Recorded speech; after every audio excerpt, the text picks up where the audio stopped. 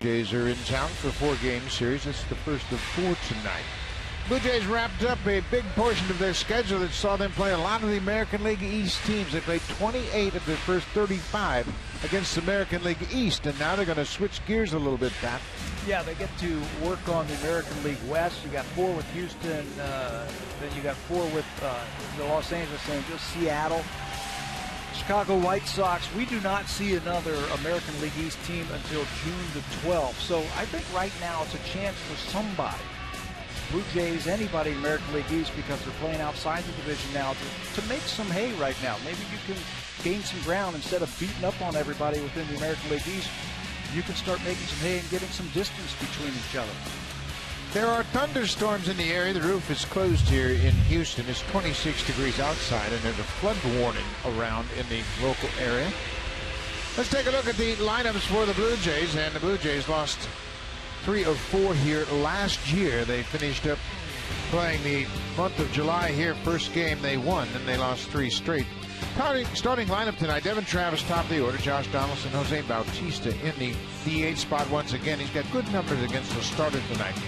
Roberto Hernandez, 6 for 15 with 5 extra base hits. And then down in the 7th spot, Ryan Goins. He's a Texas native. He grew up in Round Rock, not far from here, and he's having a good road trip. He's got a lot of family and friends in attendance tonight. He is 5 for 11 on this road trip with an OPS of 9.10. Ryan Goins picked up his first big league hit right in this ballpark. With a single to center off of Jordan Lyles. Starting tonight for the Houston Astros, this is Roberto Hernandez, his 7th start of the season. He's been as consistent as any starter for Houston so far this season. Allowed more than 3 earned runs in just 1 of his starts, and he's gone at least 6 innings 5 consecutive times. He has just 1 win in the past because the Astros just have not been able to score many runs, 3 runs or fewer in all but 2 of his outings this season. Devin Travis will face Hernandez for the first time in his career. That's the first time that Travis has played against Houston. Devin's in the leadoff spot, batting .275 at the start of play tonight. Hernandez is set. He's got the sign. Here's the first pitch of the ball game. It is down for a ball, and we are underway. Well, what you are going to get from Mr. Hernandez, you're going to see a lot of sinkers. That's his bread and butter pitch. His slider's a lot better this season than it has been in the last few years. There's a strike. It's 1-1. Hernandez is now 34 years old. He's got 10 years of major league service. He signed originally with the Cleveland Indians in 2000. He was 20 years old when he signed out of the Dominican Republic. There's a breaking ball off the end of the bat. Luis Valbuena goes across the diamond, 1 down. The Astros have played pretty well in the field. They've committed just 19 errors. That's the 4th fewest in the American League. Former Blue Jays, a couple of them in the outfield. Colby Rasmussen left. Jake Marisnick was a Blue Jay minor leaguer and a Blue Jay draft choice. He's in center. George Springer is back in right field. Valbuena, Villar, Altuve, and Carter from third base to first base. And Jason Castro is the catcher for Hernandez. And what an athlete in center field. I talked to some of the Houston Astros people today, and they said Marisnick has been sensational in center field this year for the Astros. This is Josh Donaldson. I mentioned Donaldson has really hit well in this ballpark. He has 18 RBIs in 19 games here at Minute Maid Park. Well, they're deep at third base on him, and he peeked over his shoulder and took a look at Valbuena.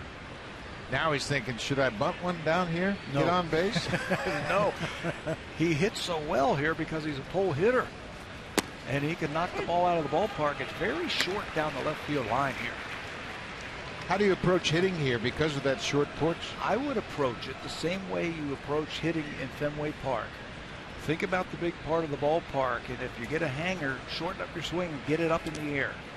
Now that's something that's going to be tough against Hernandez because he's a notorious ground ball type of pitcher.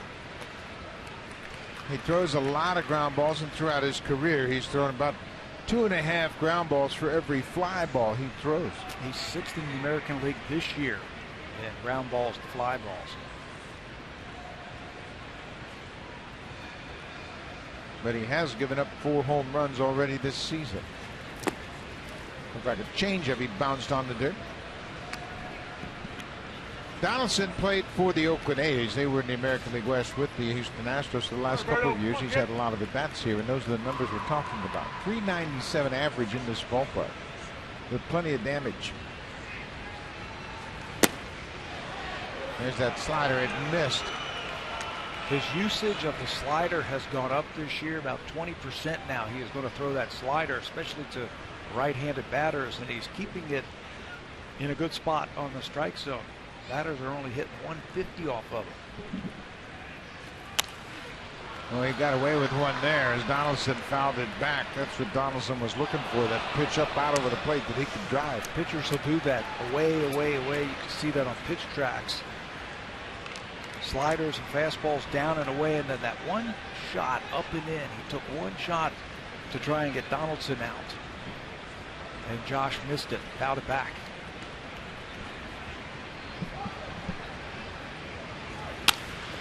As a fly ball into center, Marisnik over in the alley. He'll make the running catch. 2 down.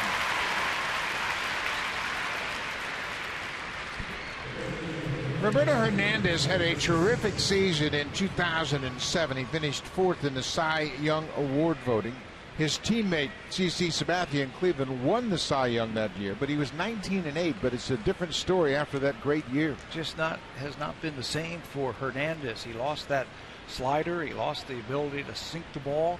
He's bounced around a little bit over the last few years, but I think he's found a home here. He's pitched for Tampa and Philadelphia and the Los Angeles Dodgers. They signed him late in February this year. He came to spring training as a non-roster invitee, and he's done well. Forget about this one, folks. Bautista has put the Blue Jays on the board.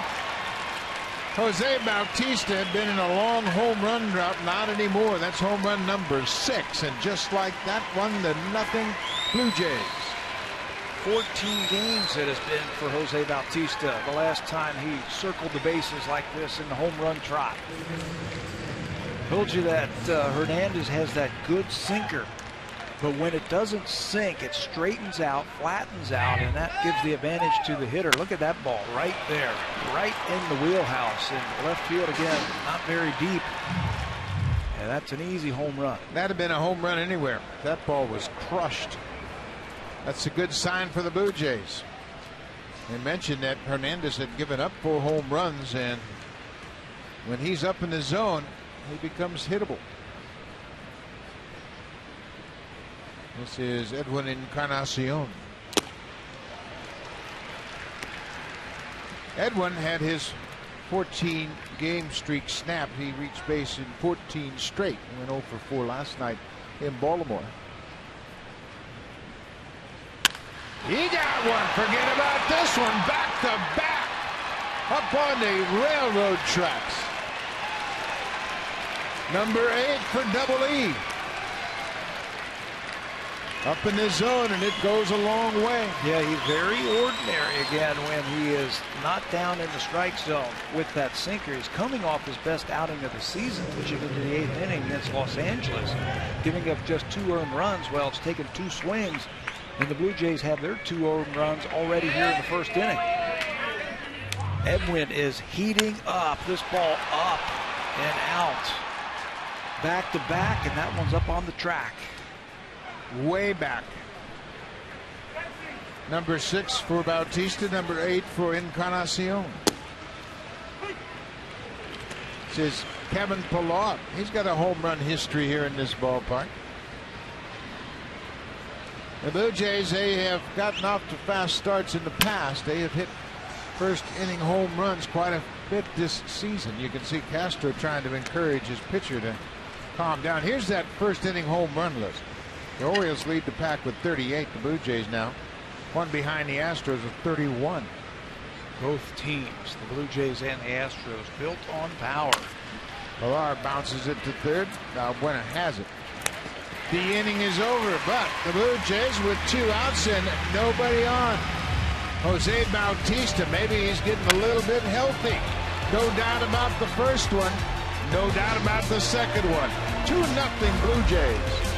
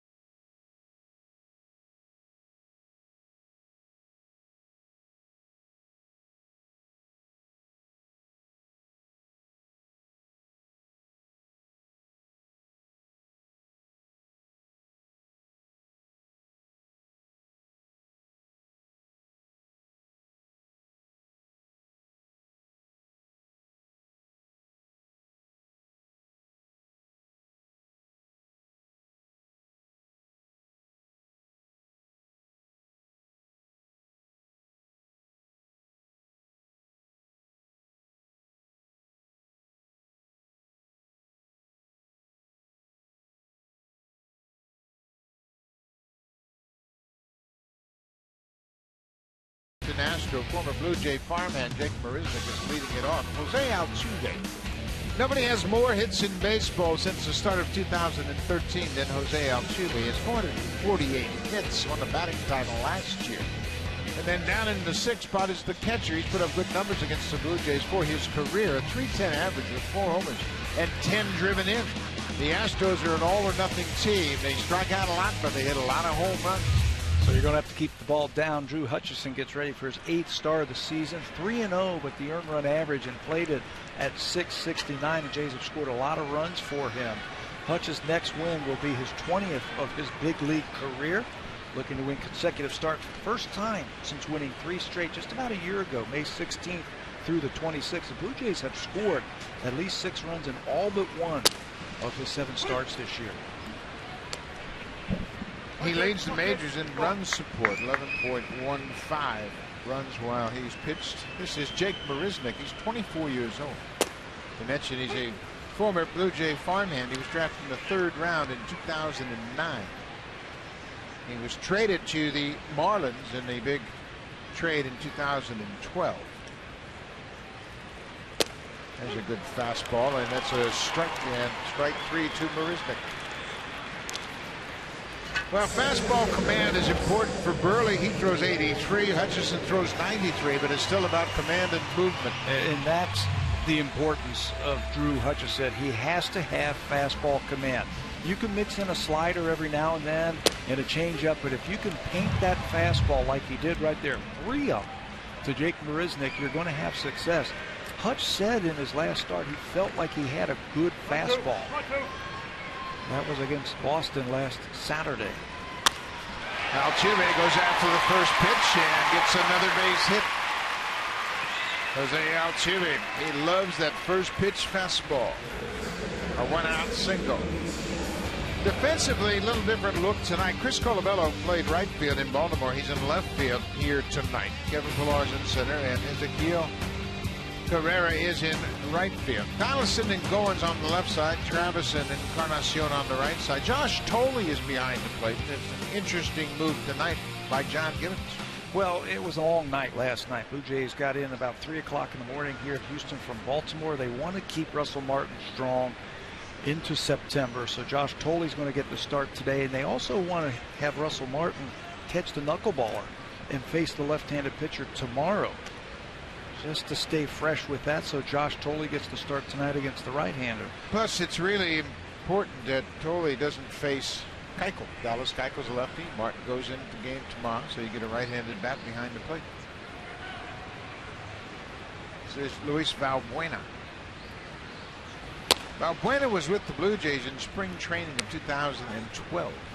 Signed as a non-roster invitee, and he was taken by the Cubs at the end of spring training. And the last couple of years, he's been the Cubs' everyday third baseman.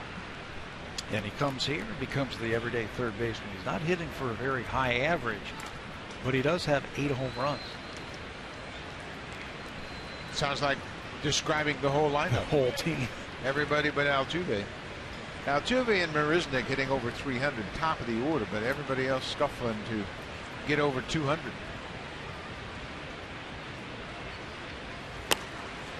He went around. Ball on the strike. 2-0 Blue Jays. They went back-to-back in the first inning, top of the first. First time the Jays have gone back-to-back since last September. Adam Lind, Edwin Encarnacion hit back-to-back home runs against the Rays on September 13th.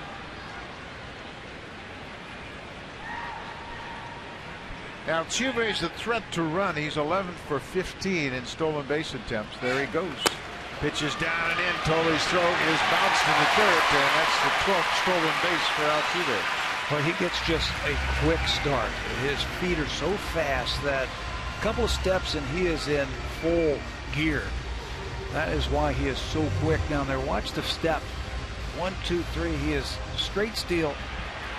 He gets that motor running very quickly, and really no chance for Josh Thole to throw him out.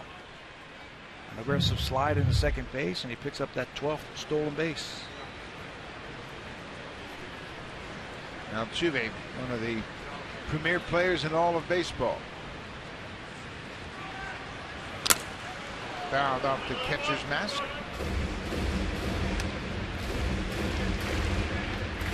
So totally, it's a different look for Hutchison as well. It might not be a bad thing.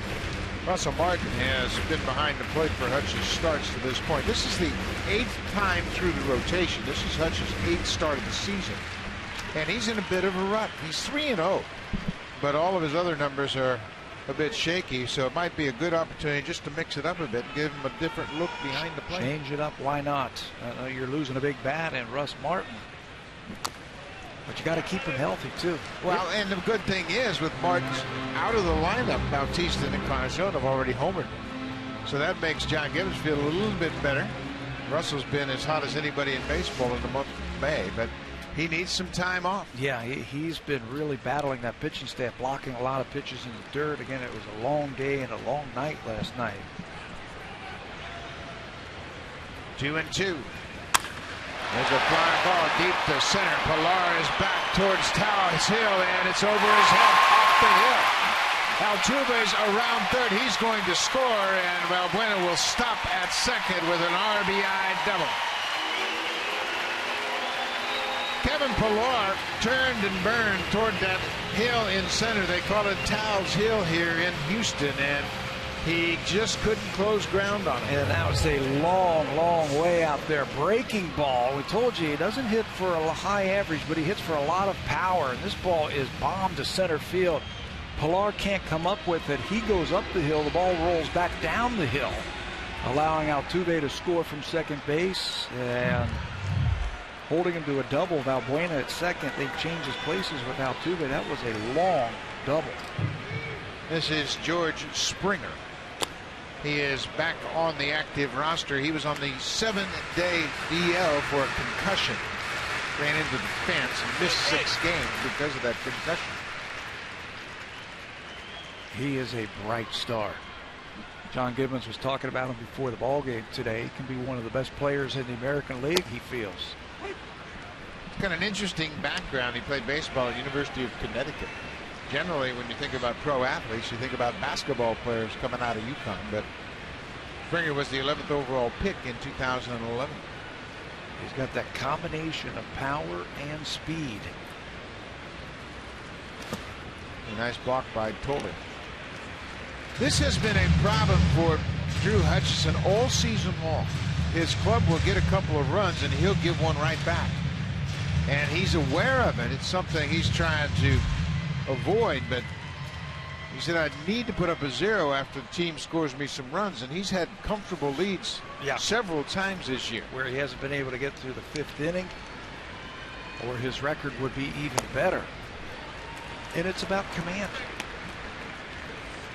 He has not been able to put away hitters because he hasn't been able to consistently command all 3 of his pitches, the fastball, the slider, and the changeup.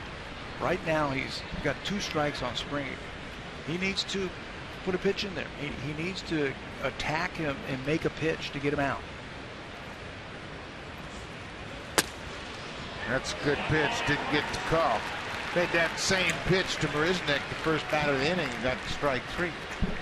That one looked like it was just under the strike zone.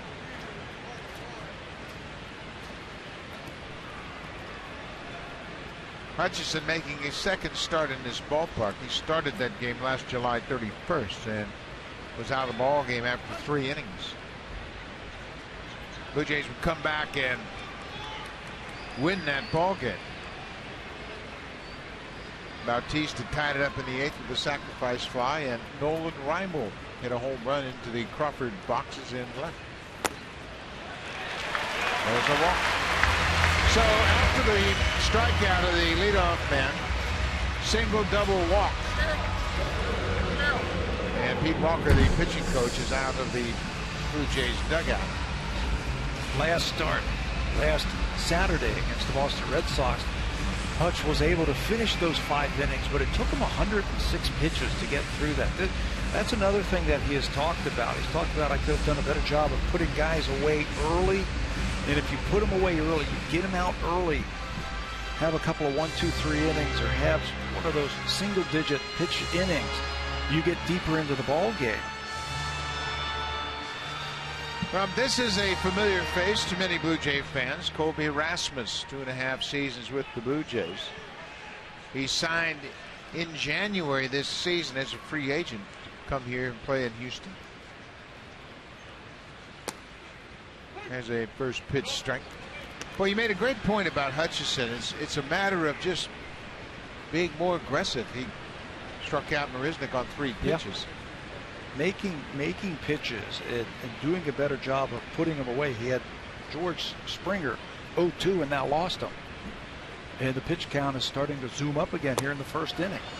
There's a good pitch. Look at the location of both of those pitches down on the lower parts of the strike zone. Now put him away right here. Don't mess around. You're 0-2. You've got him back on his heels. Go after him right here. Blue Jays have a 2-1 lead.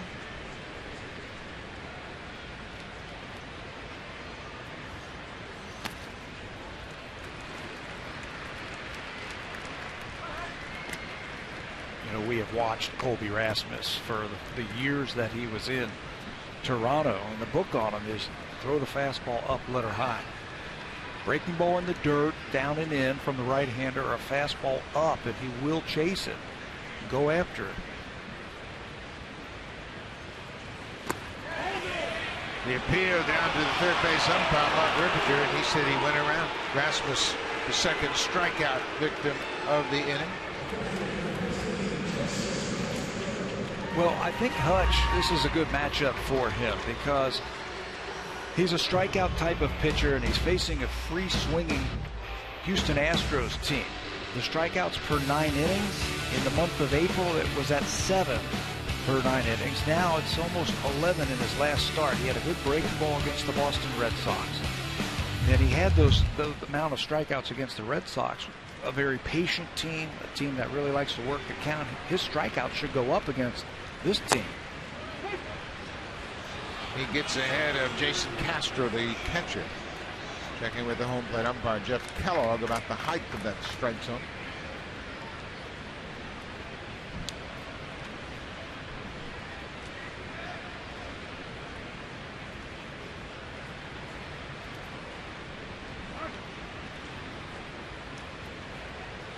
Castro and his manager, A.J. Hinch, have something in common. They were both terrific catchers at Stanford. A.J. Hinch is the second youngest manager in the American League behind Kevin Cash.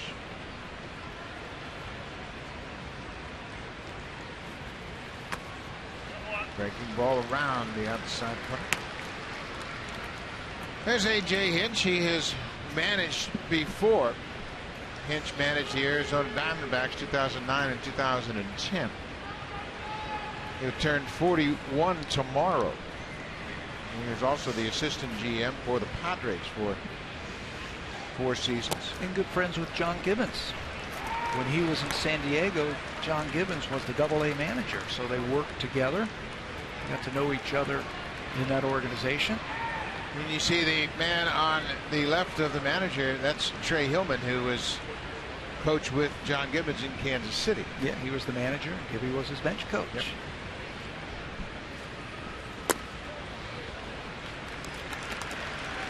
Three balls and a strike to the Astros catcher. Hutchison has thrown 24 pitches after being staked to a 2-0 lead. Can't have that. If you want to go deep into a ball game, you have got to cut the amount of pitches per inning. There's a huge gap in right center field for Jason Castro. Had a home run cut. Castro has 4 homers so far. But he's off to a rough start, batting just .227. So the 2 runners aboard. Balbuena at second, Springer at first will be off on the pitch. It's a full count with 2 outs. There's a lot of room in the gaps in this ballpark, and give those runners a head start. Not a good thing. There go the runners, and Castro fouls it out of play.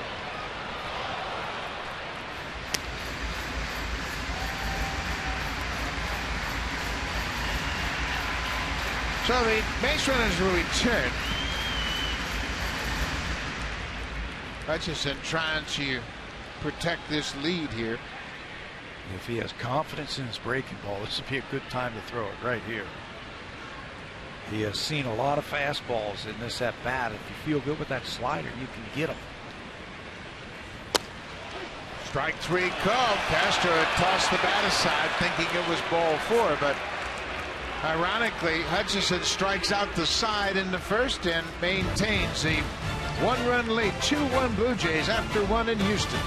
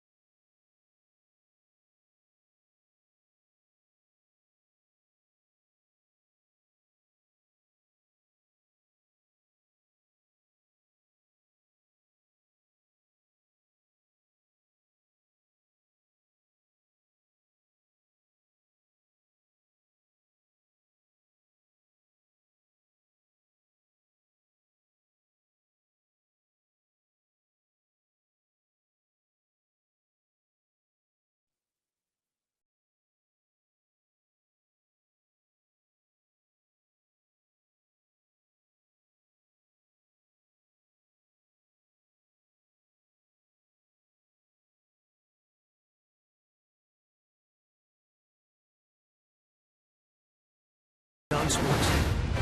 Presented by the 2015 Honda CR-V, Motor Trend's 2015 Sport Utility of the Year.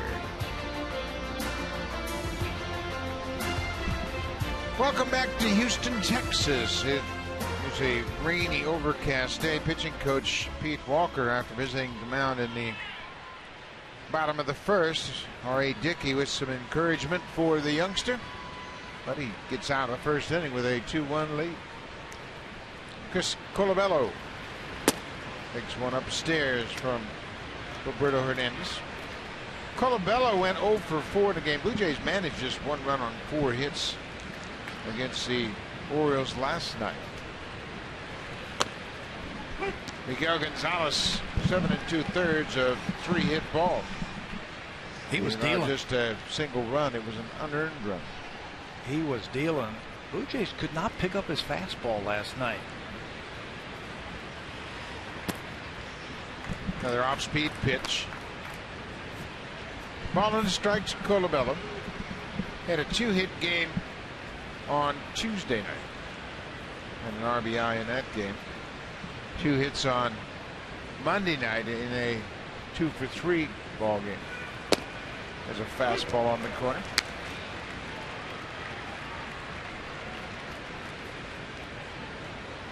Would you call Colabello a power hitter or more of a line drive guy that once in a while will hit one out?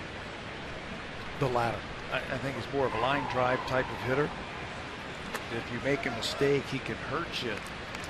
We talked about him being around, and he's been in baseball a long time and loves the game, so he's a student of the game and understands strengths and weaknesses, what pitchers are trying to do to you. He doesn't have the great strength of home run hitters, nor does he have the quick bat that you see from great home run hitters, but he's a good hitter. He gets jammed on that pitch upstairs. Just 88 miles an hour. You make a mistake, and we saw him hit a home run to right field, so he's got enough power the other way when everything matches up.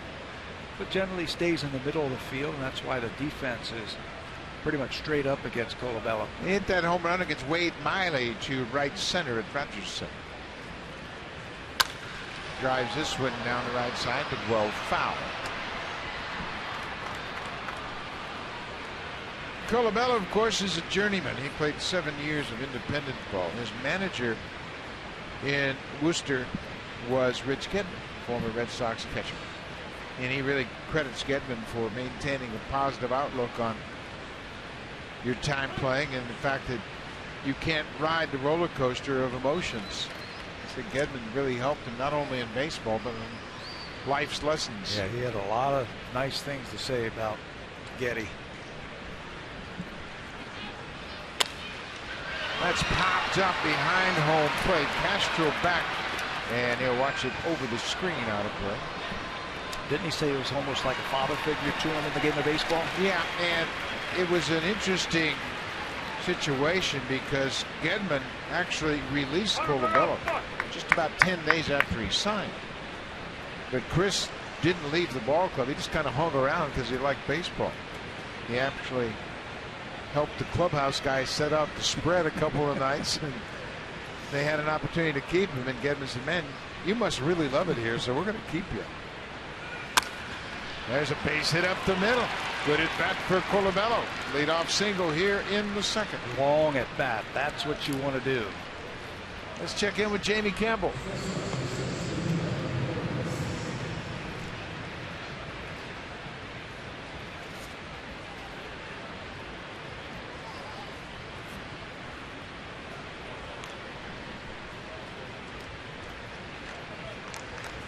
Well, Chase Whitley pitched a great game against the Blue Jays, only to see that go down the tubes, and now that doesn't sound good anytime a pitcher has to leave the ball game.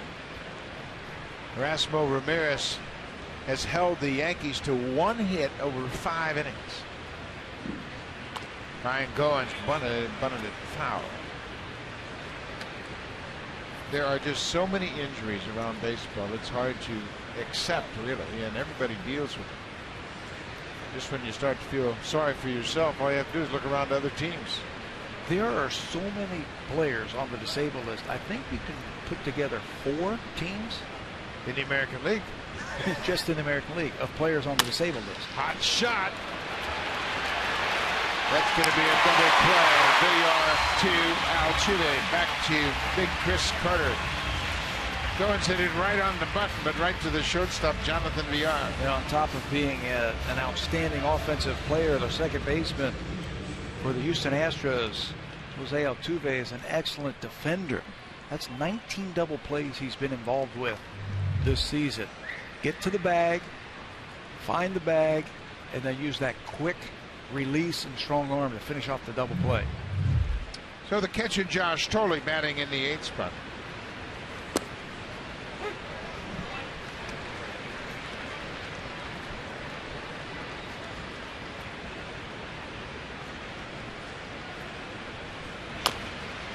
He checks his swing and taps back to the mound. Quick inning for Hernandez. His club scored a run, and he got a double play in a quick inning. We'll go to the bottom of the second. Blue Jays lead it 2-1.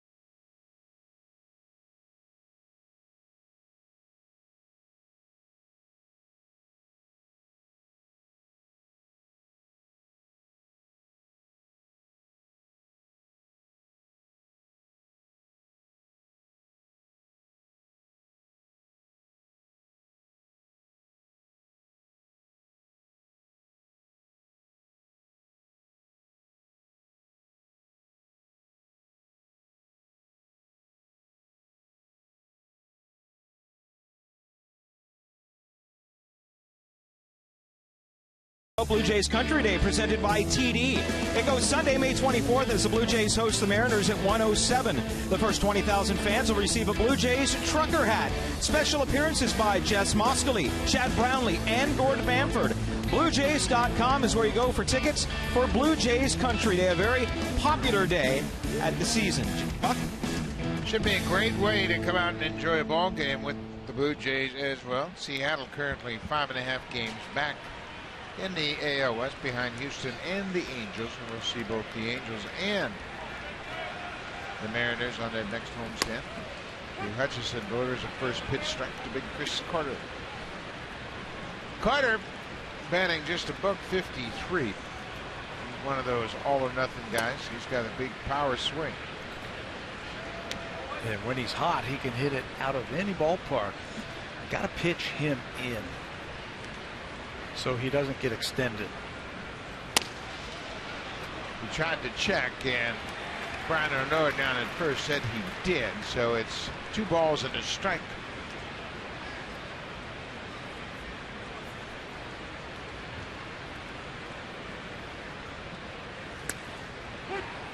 Now there's a pretty good breaking ball. Yeah, there's nothing wrong with Drew Hutchison's breaking ball. It's just, can you find that consistent release point and throw it when you need it to get the out? Not a bad idea. Up or in. Those are the holes in Chris Carter's swing.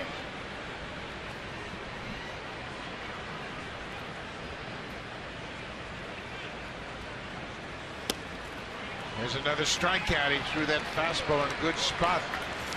That's 4 strikeouts for Hutchison. The fastball gets Carter to start the second. And 3 in a row also. Don't know what they're looking for. That's another fastball right down Broadway. I don't know if he was looking for an off-speed pitch for some reason, but that's right there. You know what happens to a lot of these hitters nowadays? They get too much information. Well, on 43% of the 3-2 counts, you'll throw a slider. And as you're deciphering all that information, strike 3 goes right down the middle. And you go, what just happened?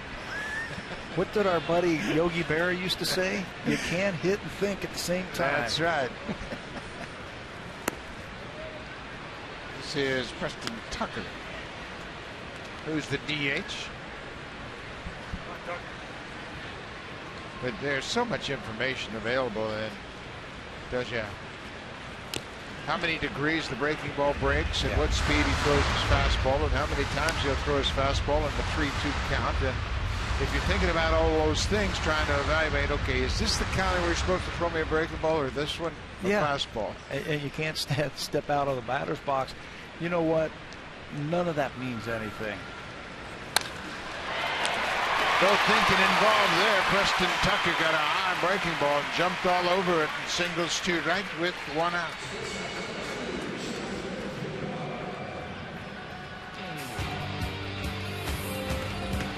Swing for the fences and save during the DIY expert sale. Only at Home Building Center and Home Hardware Building Center.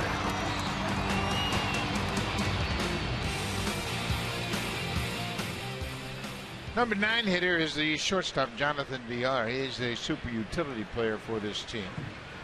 He has started at shortstop and at third base. He's also appeared in center field.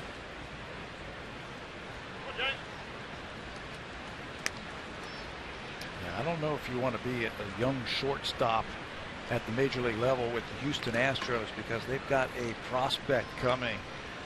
You're just keeping the seat warm until he gets here. Carlos Correa was just promoted to AAA from AA, and it's just a matter of time before he makes his way up here. A lot of the people involved with the Astros believe he could be here now. Right now. Yeah, that's how good he is. But there's some thought that it might be until June that he gets here because of the Super 2 factor. After June the 11th, he cannot become a Super 2 player. That's the GM of the Astros, Jeff Luhnow. There's a strike. 1-2 to Villar, the shortstop. There's no question that the Astros have a nice core of young players. You talk about Marisnick at 24 in center field.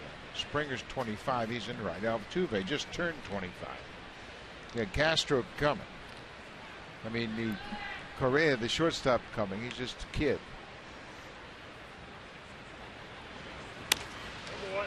You know what they remind me of? They remind me of a little bit of the Tampa Bay Rays a few years ago. This is a team, the Houston Astros, that had not had a winning record since 2008. So they've had a lot of high draft picks, and they have hit for the most part on all those draft picks. And we're just starting to see them get here to the big leagues. Bouncing ball. Travis will shovel to Goins. Quick turn at second. Pretty double play. Devin Travis played it perfectly. He came and got that chopper. Shoveled to Goins, who's got a strong arm coming across the bag from shortstop. Travis with good footwork, a good flip, and Goins does the rest.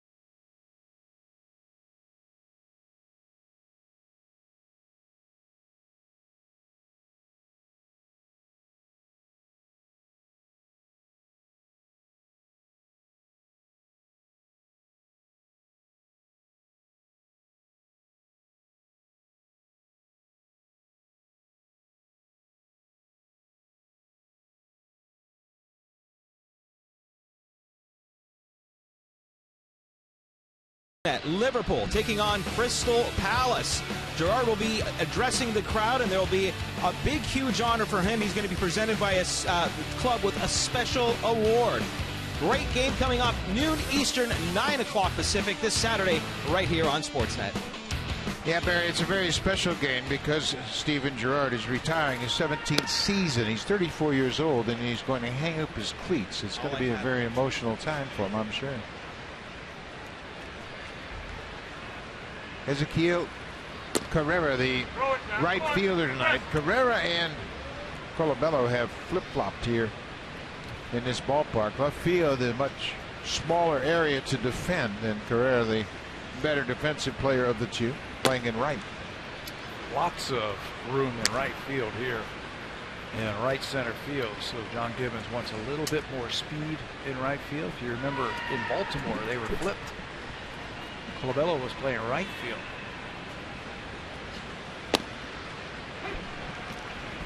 There's a strike. It's 3-1 to Carrera, the number 9 hitter. It'll be 9-1-2 for the Blue Jays.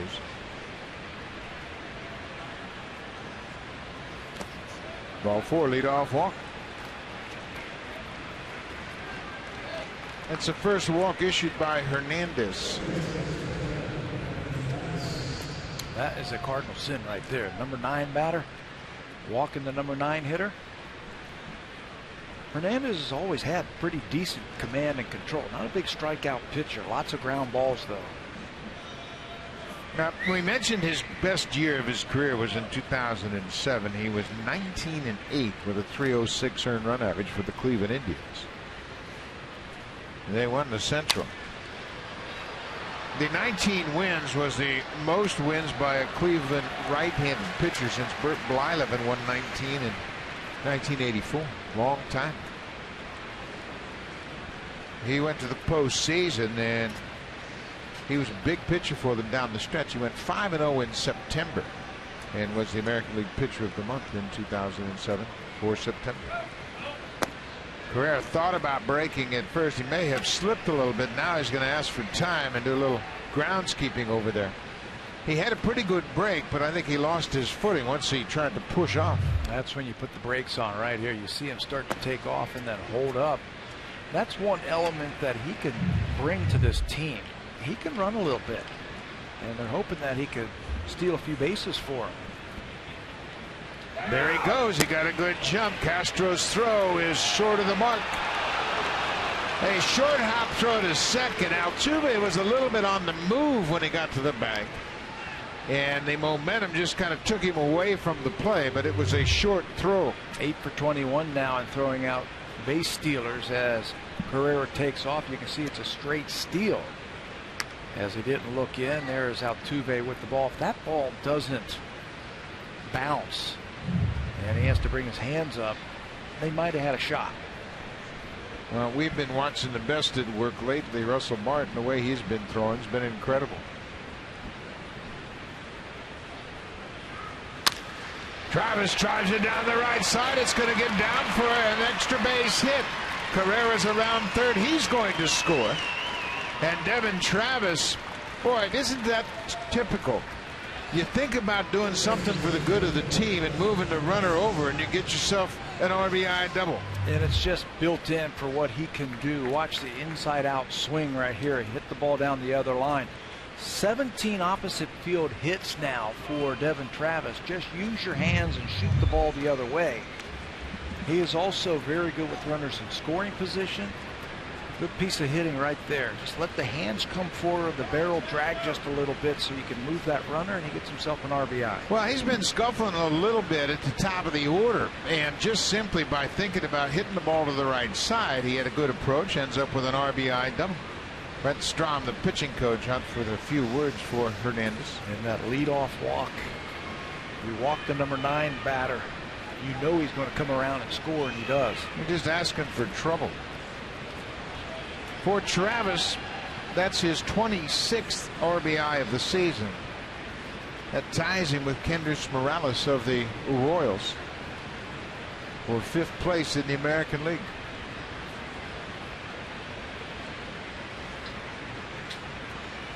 Josh Donaldson, oh, nice play. Hernandez forgot about the base runner. He wasn't sure he had the ball by the time he looked in his glove. Travis alertly moved over to third. Boy, he had Travis hung up between second and third. Yes, he did. I think he was surprised that he caught the ball.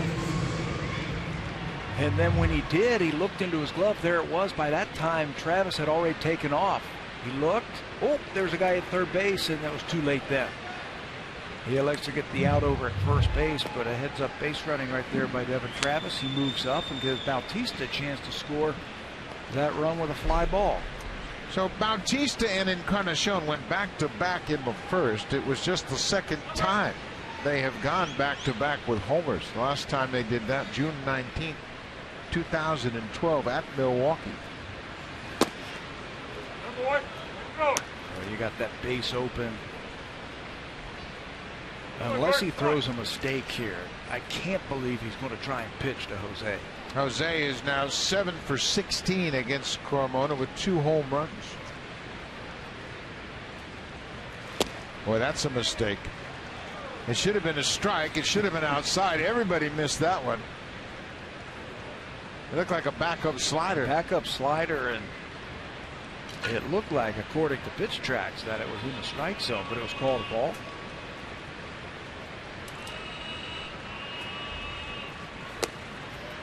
Well, you're right. He's just pitching around him. He was trying to stay away on that previous pitch. So now it's 3-0. Obviously, Bautista's going to have the green light in this ballpark. In any ballpark, for that matter. Fastball. Ball 4. So he'll pass the baton to Edwin Encarnacion. That's the second walk of the inning. Encarnacion hit his 8th home run behind Bautista in the first. Watch this. Out on the front foot a little bit, and then you hit against that front foot. What you do, that is how you get your lower half into it. You stride into it, then that front leg stiffens up and you hit against that front leg, and that's where you get your power. Travis at third, Bautista at first. They're still playing in the shift. A conversation with the Hall of Famer Craig Biggio about the shifts. He said there's so many holes out there, all you got to do is look around and try to hit one. Look at the hole between first and Altuve. That's a gimme right there. Could drive a 747 through that side. Absolutely, and you get yourself an RBI. Ground ball. Valbuena to Altuve for one. Back to first. Double play. Hernandez minimizes the damage. He walked a pair in the inning, but gives up just the one run. Altuve completes the double play.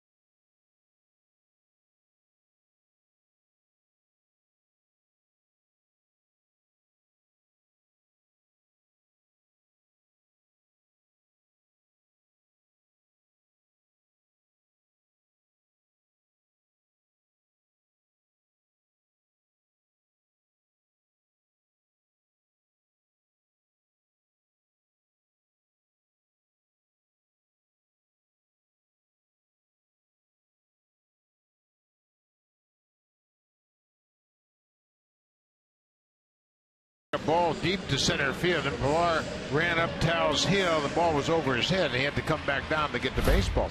Well, earlier, Houston's Jake Marisnick made a terrific catch against Logan Morrison. Let me show you how it's done right here. Right up the hill, and he slides and hauls it in. That is athleticism. Marisnick and Pilar are very similar type of players, aren't they? They look about the same. What an athletic play there. And they were both Blue Jays farmhands at one time. They sure were. And Marisnick was a wide receiver in high school out in California. Well, Pilar and Marisnick coming from Southern California. Marisnick from Riverside. Pilar from the San Fernando Valley.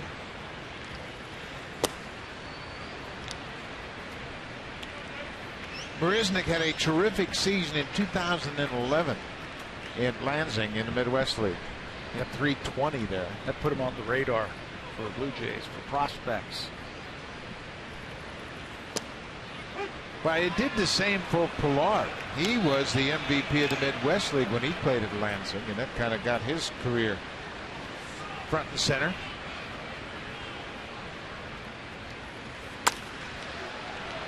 Marisnick was included in that big trade the Blue Jays made with the Marlins.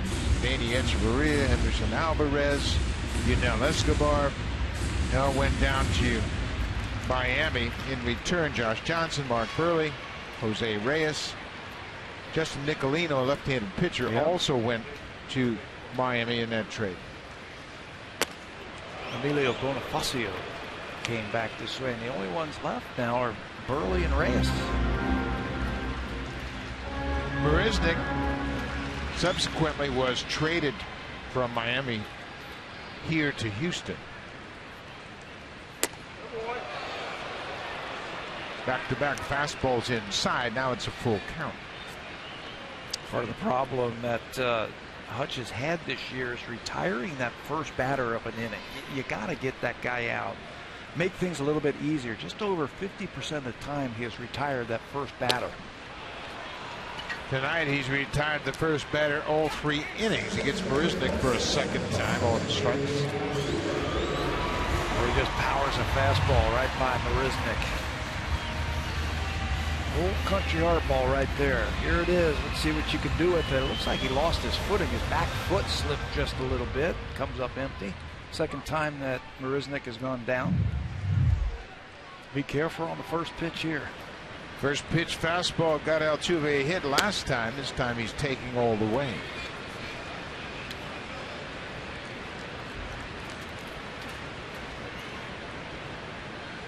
Altuve, 331 with that base hit in his first at bat.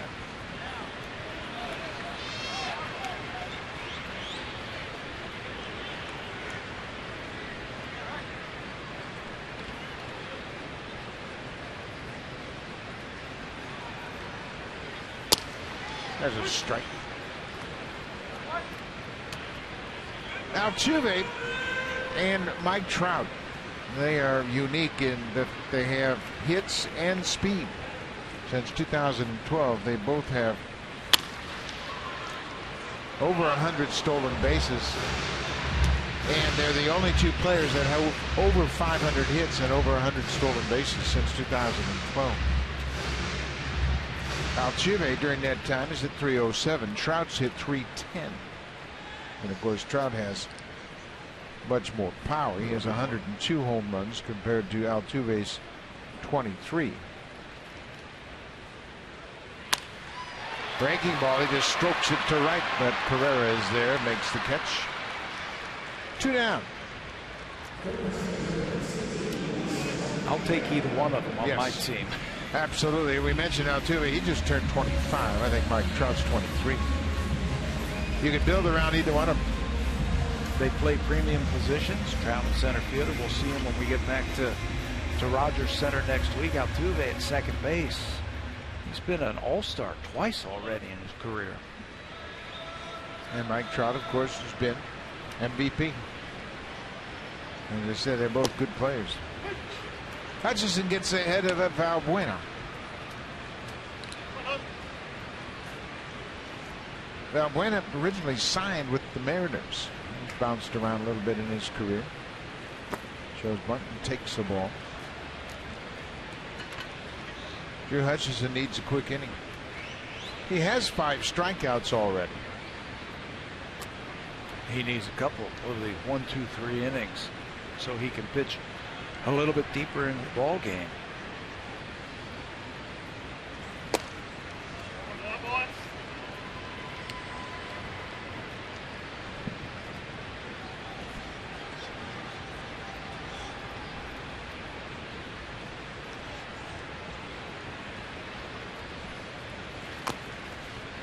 This time he bunts it off the plate.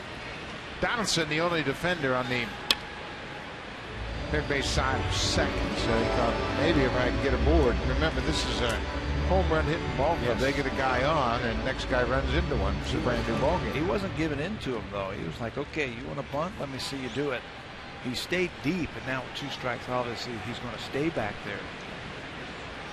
Going to force Valbuena to swing it now. Valbuena had the RBI double in the first, hit it over Pillar's head up on Towles Hill deep in center.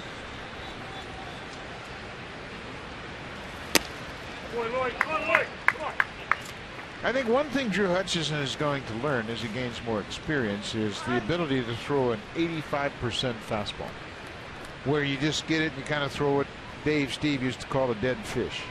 It's not a full-blown changeup, but it's less than 100% fastball, just enough to get it by the hitters. But he strikes out 2 more here in the third. Hutchison has 6 strikeouts so far. A good 3 up, 3 down inning, and he punches out Valbuena to end the third.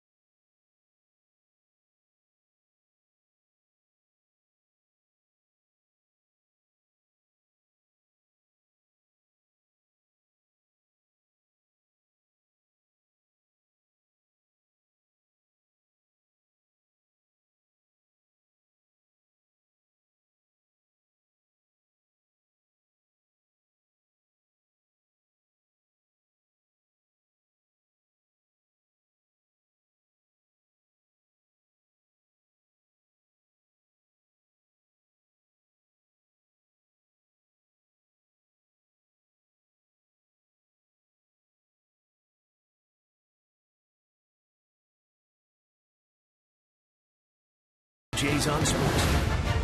Presented by the 2015 Honda CR-V, Motor Trend's 2015 Sport Utility of the Year.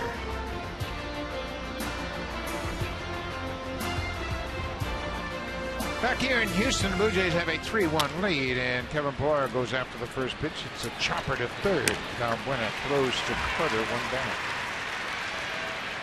Pillar has grounded out twice to the third baseman.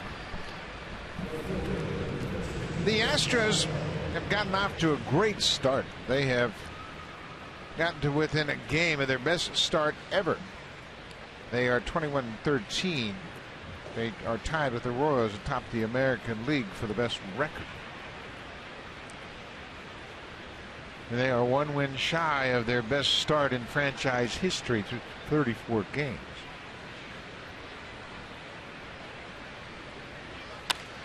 Bello goes after the first pitch. This is over near the Astros dugout. Carter has room. First baseman makes a catch. 2 quick outs for Hernandez here in the fourth.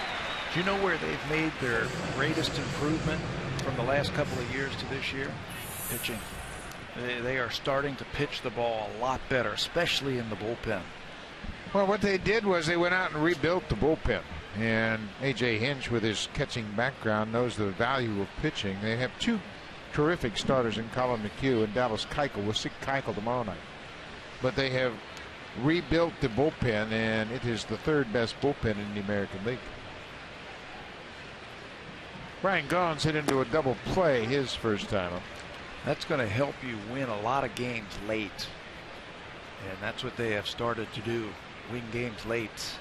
Trey Hillman, the bench coach, sitting next to the manager, and Brian Gaughan, he's got to come up with a new direction of hits. He's hit it hard twice tonight, nothing to show for it. 4-pitch inning for Roberto Hernandez. Gaughan's hit it right to the third baseman, Valbuena.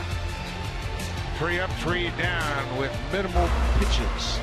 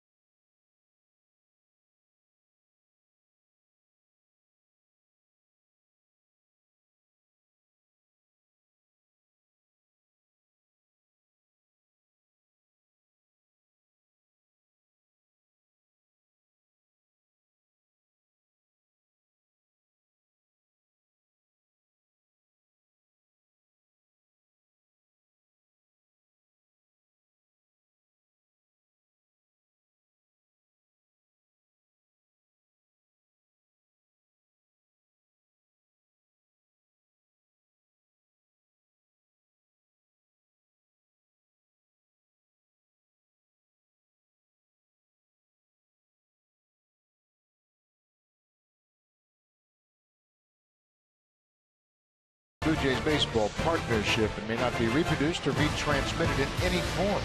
And the accounts and descriptions of this game may not be disseminated without the express written consent of Rogers Blue Jays baseball partnership. Locomotive up on the train tracks high above the wall in left field. Springer hits a first pitch to right. Easy play for Carrera. 1 pitch, 1 out. Well, it's not a bad idea. Roberto Hernandez needed just 4 pitches to retire the side in order. Kobe Rasmus, he struck out on a breaking ball his first time up.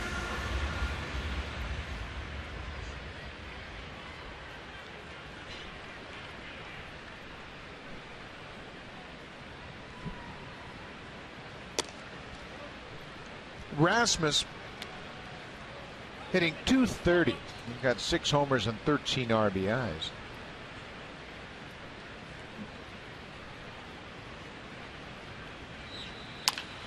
Right back to Hutchison. He took a page out of Hernandez's book. 2 up, 2 down here in the 4th. Save during the Lawn and Garden Expert Sale. Only at Home Hardware and Home Hardware Building Center. Homeowners helping homeowners with expert advice. We are in Houston, Texas. This is the first game of a 4-game series. Blue Jays played the Astros down here last year. The trade deadline, July 31st. In a 4-game series.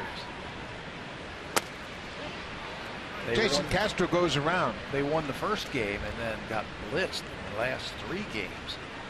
And everybody will remember all the controversy surrounding that game, with the Blue Jays anxious to add some players to their roster. Players were disappointed there wasn't a trade made at the July trade deadline. Casey Jansen and Jose Bautista were very vocal about their displeasure.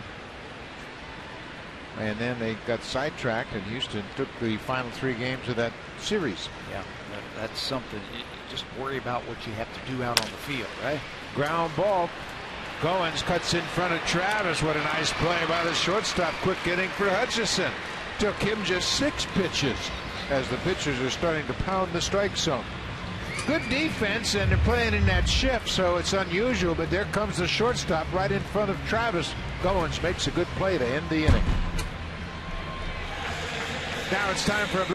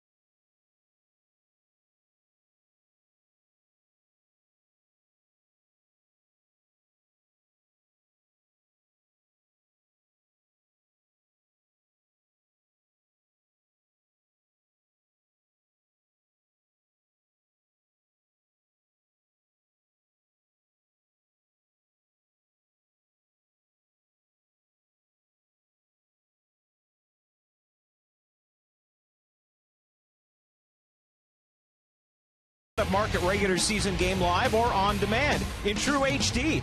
Real-time highlights, live look-ins, pitch track widget, and much more. MLB.TV Premium also includes a free At That 15 subscription. Watch baseball at home, at the office, or on the go. Season-long subscription packages are available. Visit BlueJays.com for more details. And Buck, a look at the app tonight tells me that the Tampa Bay Rays are on fire, beating up on the New York Yankees 5-0. They sure are. It's really interesting, and the Yankees got some bad news when Chase Whitley had to leave that ball game. But I think this whole division is all kind of up in the air. Yankees have just 3 hits tonight. Erasmo Ramirez went 5 innings, allowed just 1 hit. He walked 2 and struck out 4. Matt Andrews is back in relief. It's pretty easy, isn't it? The formula. Whoever pitches the best is going to win. Night after night. Yeah. I mean, there's so many powerful lineups, but as we've seen with the Blue Jays, when you shut down the Blue Jays, you're going to win. The Blue Jays have an interesting record. They are 2-15 when they score fewer than 5 runs. Tolle hits it to center. Marisnik was shaded in that direction a little bit to the left field side or something. 1 down. Yeah, the Blue Jays, they have scored 10 or more runs 7 times this year. But when they are shut down, they haven't been able to win many games. They beat Baltimore at Rogers Center 4-2. And then they beat the Yankees also at Rogers Center 3-1. Those are the only 2 games they have won when they score fewer than 5 runs.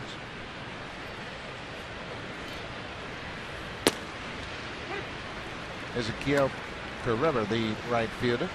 He walked and scored a run in the 3rd inning. Ground ball, Altuve to his right. 2 down. I think if you play well on the road, and the Blue Jays may have hit well on the road, but you play well on the road, you play well at home, you get the pitching, you can win it. Blue Jays certainly have enough hitting, and they catch the ball well enough. They just have to get better pitching from the starters and the relievers. Yeah, overall, you just have to improve the pitching, and there's no question about that. And it's not a mystery. Been going on since the game was invented. Run prevention is key, and you can do that with pitching and defense. Devin Travis picked up his 26th RBI his last time up. This time he pops up to the right side. Springer, a very good outfielder, has room and dropped the ball. He got to it. And remember, he is coming off the disabled list. He crashed in the wall and suffered a concussion. But he didn't look like he shied away from the fence. He just took his eye off the ball, hit him in the glove, and he dropped it. He made some highlight reel film catches already this year.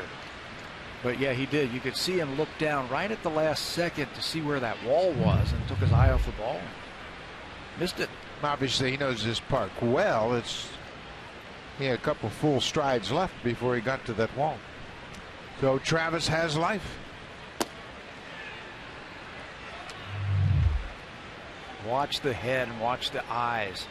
Right when the ball's coming in, where's the wall? You know what?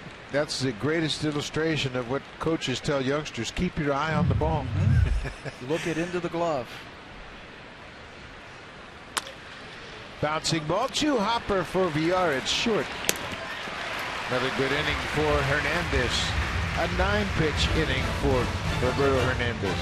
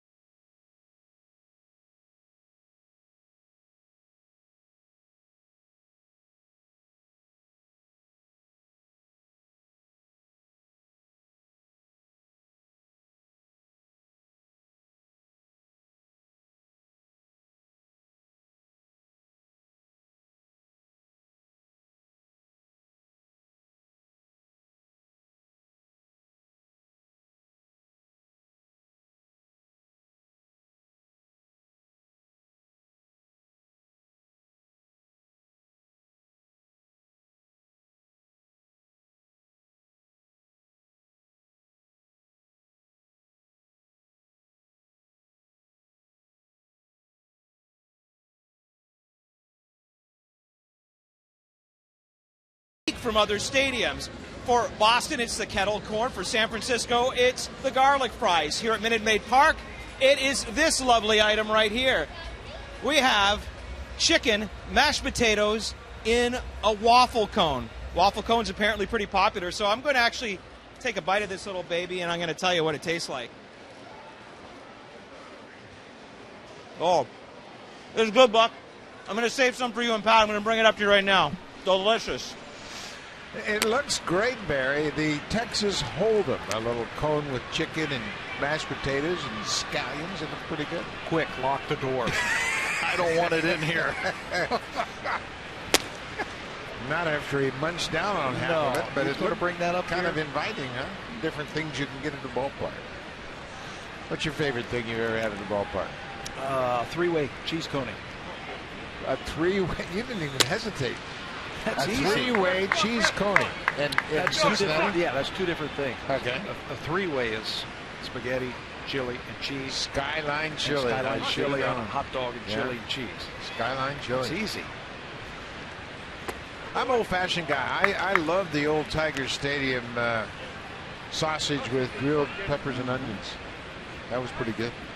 You get that in Boston too, Yeah. don't you? Yeah. We walk by that every single day when we're there. Get through the smoke and walk Yeah. up to the booth. It's tempting. Popcorn's always popular for sure. Nachos. You got to have nachos and cold beer. I hear Barry knocking. Get him out. Chris Carter strikes out. 7 strikeouts for Drew Hutchison. You predicted this was a good matchup for Hutchison with all these swings and misses in this Astros lineup. Well, he had 184 strikeouts last year in 184 innings. So Hutch can strike out batters. If he's got good fastball command, and he does tonight against this team that's a free swinging team, and they strike out a lot, 312 times coming into this game. If he's got good command, he'll have a high strikeout game, and he does. Preston Tucker single to right his first time up. He takes a good hack at that fastball. Ball in the strike. Well, Drew Hutchison is 3-0, and by no means has he pitched up to his capabilities. Coming into this game, he'd averaged 11 hits per 9 innings and almost 18 pitches per inning.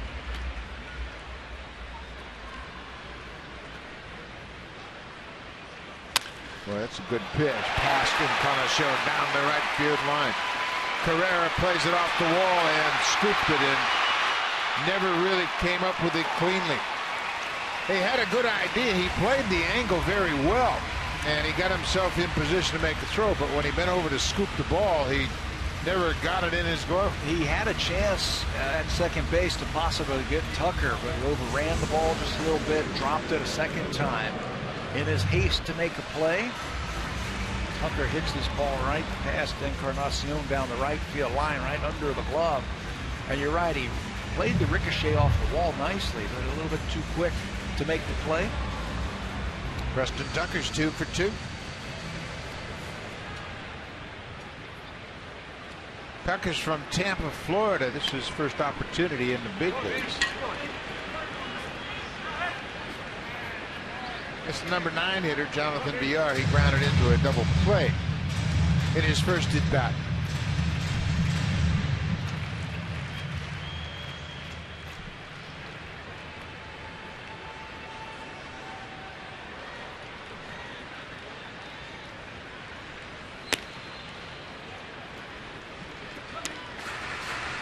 Villar picks one up and away for a ball. Tucker with a very aggressive lead at second.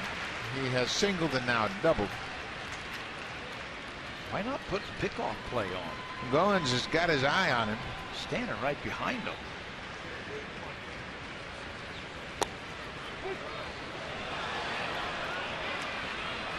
One and one to Villar. He thought that was low, but it looked like it caught the bottom of the zone.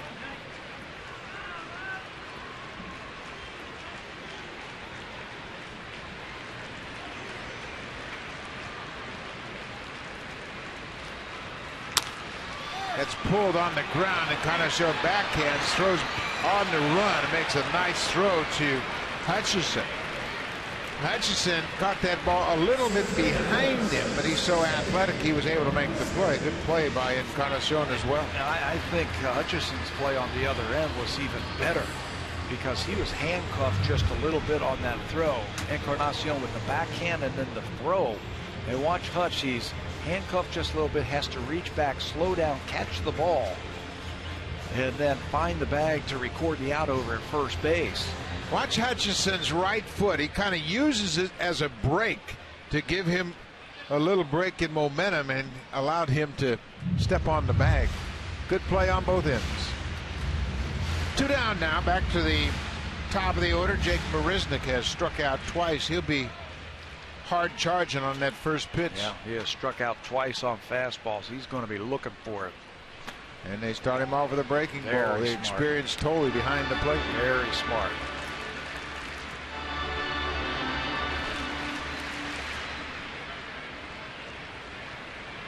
Josh Tolley getting the start behind the plate. Russell Martin will catch R.A. Dickey tomorrow night.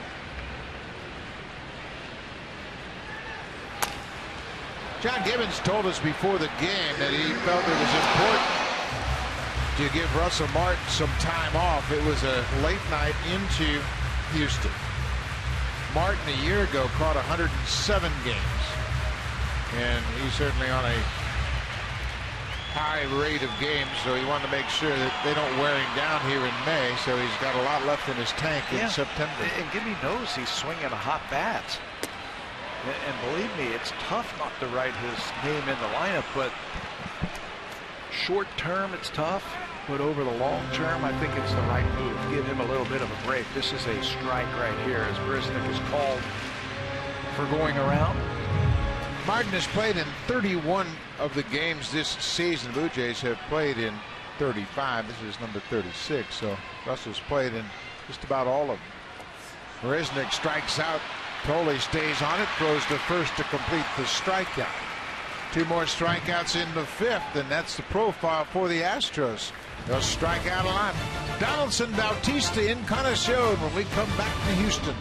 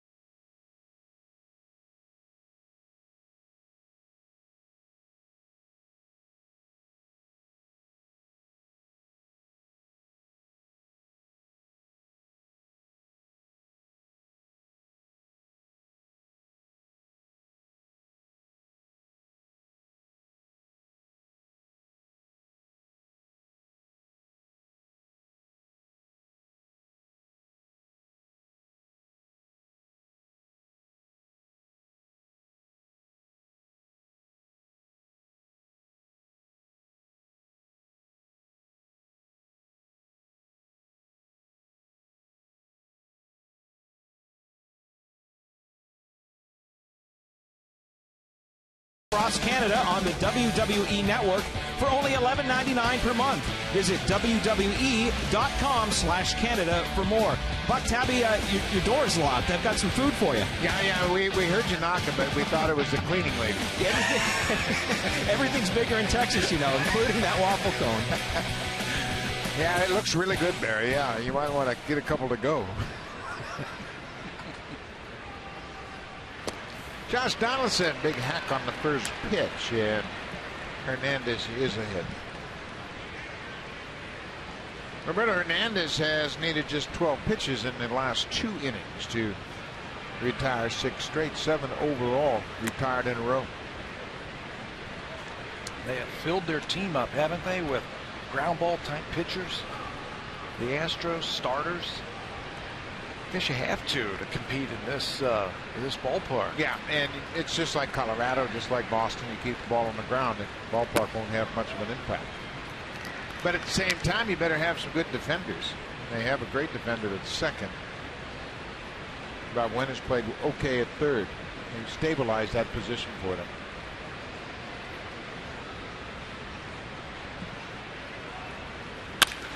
Hot shot. VR knocks it down. It stays right by his feet, and he throws Donaldson out. 1 down. The drive of the game is presented by the 2015 Honda CR-V, Motor Trend's 2015 Sport Utility of the Year. Well, we like this so much, we're going to do it twice. In the first inning, Jose Bautista with his 6th home run of the season. That one a bomb off that back wall, and then right behind him, Edwin Encarnacion, high fastball, see ya. That is his 8th. The drives of the game. Bautista reaches for this one and hits it to the warning track in left. Rasmus is there, makes the catch. That one was right off the end of the bat, and Bautista was shaking his hand after he swung the bat. The back-to-back home runs in the first inning came with 2 outs, and it was just the second time Bautista and Encarnacion have gone back-to-back in a ball game. Watch Jose, this one off the end of the bat. He reaches for it and hits it and feels it.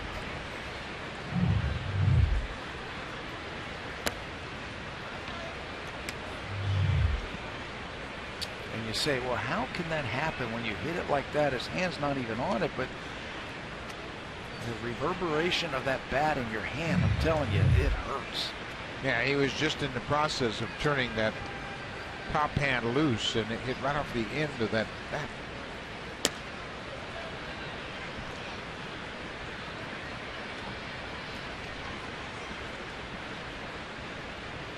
Home run number 8 in the first for Encarnacion. Look out. We haven't seen that in a while. That's that bat toss that Edwin has done throughout his career. A lot of times on off-speed pitches, that looked like a changeup from Roberto Hernandez, and it hits Edwin out in front. And the bat just comes right out of his hand. These guys have batting gloves, pine tar, rosin. They've doctored up that bat hand with a stick in those gloves. Upstairs. 3-1 to Encarnacion. The home run he hit in the first was his 4th in the month of May. Don't be afraid to hit another one. May's been so good to him. He tried to, got underneath this one and skies it on the left side of the infield. The shortstop VR hauls forth, makes the catch. Another 3-up, 3-down inning. Hernandez has retired 10 straight Blue Jays, but the Jays have a 3-1 lead behind Drew Hutchison.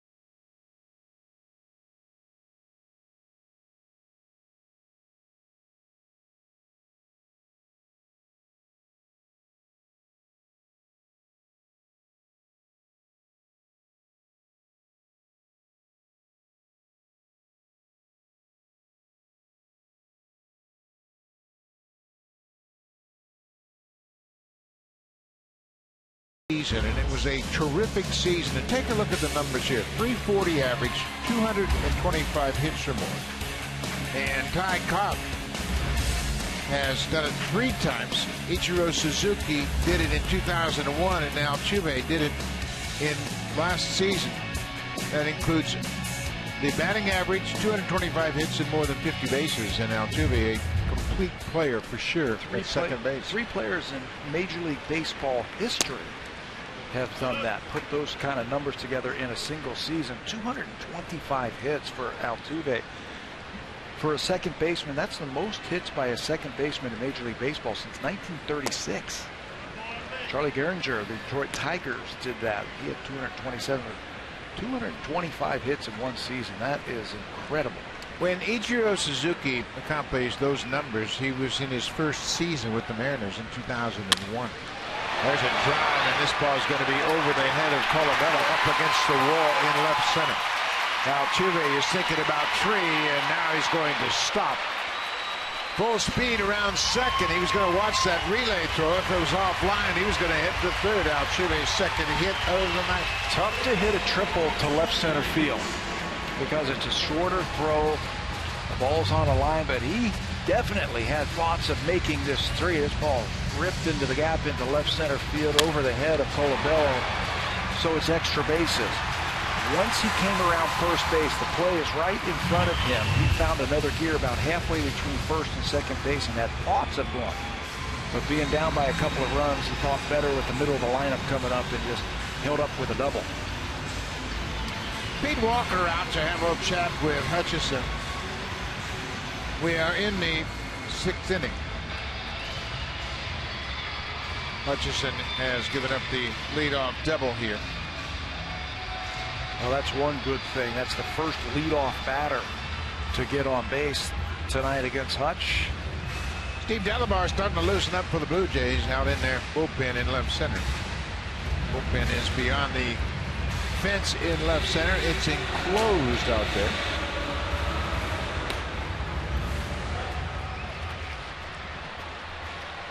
You see the bullpen totally screened in, and anything that hits that is in play.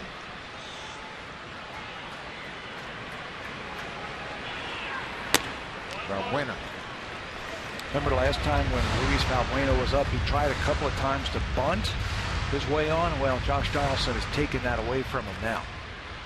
Standing right in the baseline with that runner at second base. And he's got his angled body so he can see the runner at second. Altuve. This prior to the pitch being delivered. Don't think that he's going to try and steal third base. Not now. With the left-handed batter up and Donaldson's playing right in front of him. If Valbuena does not advance the runner here, you might see him try and steal third base with Springer up.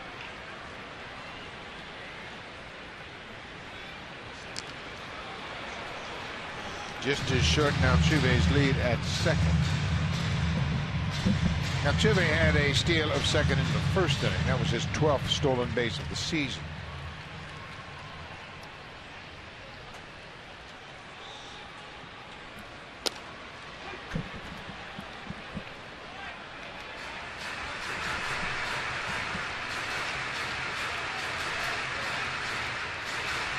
Two and one, nobody out. Astros middle of their order here in the 6th. The Blue Jays have a 3-1 lead. The Astros have out-hit the Jays 5-4.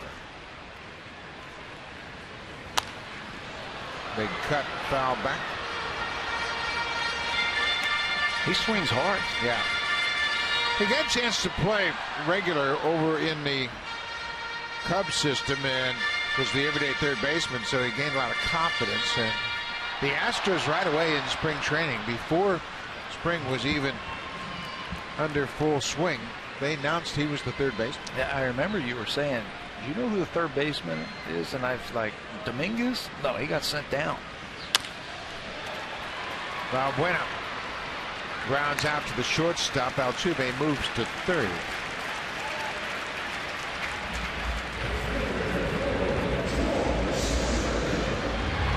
So George Springer will bat. Man at third, less than 2 outs, just 1 out now. Here's the advantage when you're facing a team like the Astros. You play situational baseball and you've got the runner over to third base. The strikeout always comes into play. You can pick up a strikeout now. And that negates the movement by Valbuena moving the runner over to third base with less than 2 out. Breaking ball off the plate. Well, here's where, with a young lineup like the Astros, you could throw 2 breaking balls in a row. Chances are they're going to swing at the second one. They are anxious to make things happen. They have that all or nothing kind of offense. Missed with the fastball. Well, I think if there is a place that you want to pitch Springer, you got to pitch away from his power. Keep the ball away from him. He's hitting barely over 100 on pitches away. He likes to turn Turn on those pitches. There's a breaking ball. Goins will go to first. This will lead to a run. Altuve, who had the leadoff double, comes in to score. Now it's a 3-2 Blue Jay lead. Let's check in with Jamie Campbell.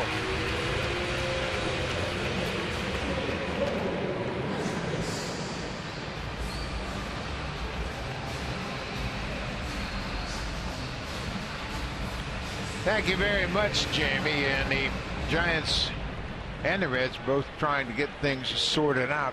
Tim Lincecum had been pitching pretty well. He leaves tonight after 4 2/3. Johnny Cueto, 7 innings of 2-run ball, but now he'll end up with a no decision.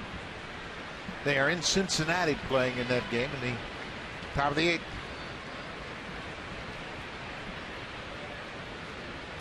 Colby Erasmus takes one downstairs. So Springer picks up the RBI with the ground out to short, his 14th RBI.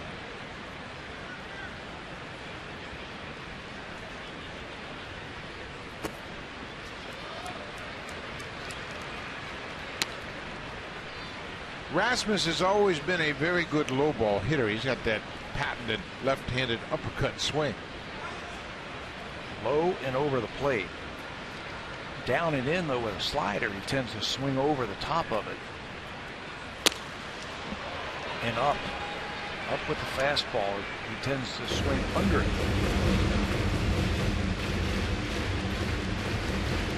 Pete Walker checking on the status of Delabar down in the Blue Jays bullpen. There's another fastball, another strikeout. Hutchison with 9 strikeouts. That's a new season high. 2 off his career high. He struck out 11 Orioles last season.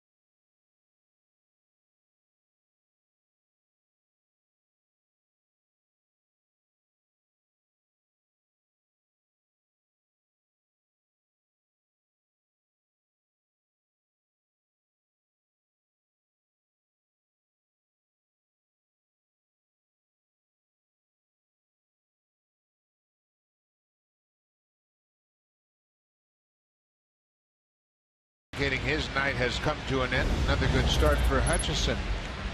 Prior to tonight's game, PlayStation provided us with a prediction of who they thought the Blue Jays player of the game would be. The video game picked Drew Hutchison, and the video game was pretty close to actuality. Right on. Look at that. 7 innings they predicted, and he got 6. The hits and the earned runs were the same, and the strikeouts, Drew Hutchison blew right past that. He with a season high 9. PlayStation figured that he would get 6. So good job on PlayStation. Good job, Drew Hutchison. The simulation is powered by MLB 15, the show. Baseball is better only on PlayStation.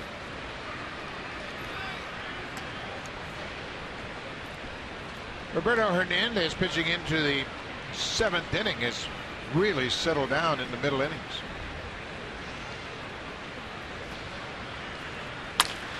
Bouncing ball up the middle. That'll be a leadoff base hit for Kevin Pillar. Pillar starts the 7th with a base hit. Groups of 20 or more, no problem. Save money and create lasting memories with your coworkers, teammates, family, and friends. Book your group today at bluejays.com/groups. Buck? Be a great time to come out to Rogers Center. Weather's warming up. Blue Jays have a long homestand coming up when they get off this trip to Houston. So get a bunch of friends together and make a trip out to Rogers Center and make sure you check out the opportunities for those big groups. Chris Colabello 1 for 2 so far.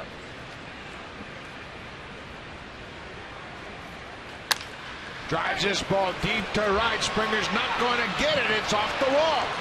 Pilar is headed to third. Colabello goes into second with a slide. Chris Colabello missed a home run by about a foot. Just shy of the top of the wall in right.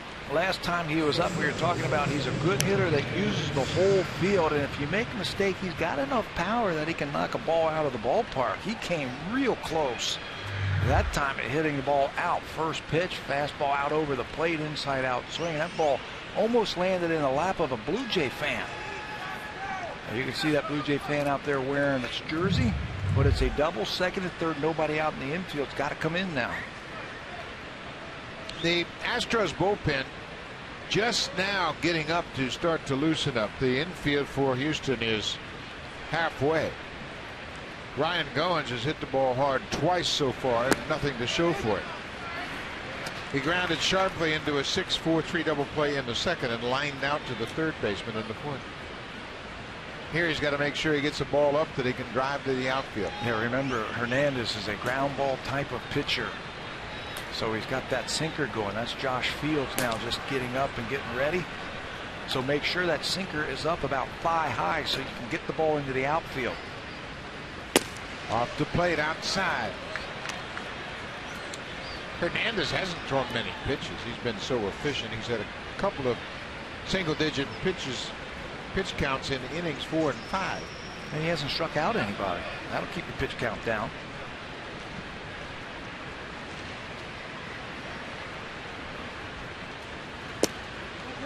That ran toward the inside corner, but didn't catch it. You mentioned the fact that he hasn't struck out a batter since 2014. He's had 21 starts in which he's struck out fewer than 4 batters. Mark Burley leads that category. He has 24 starts that he had struck out fewer than 4.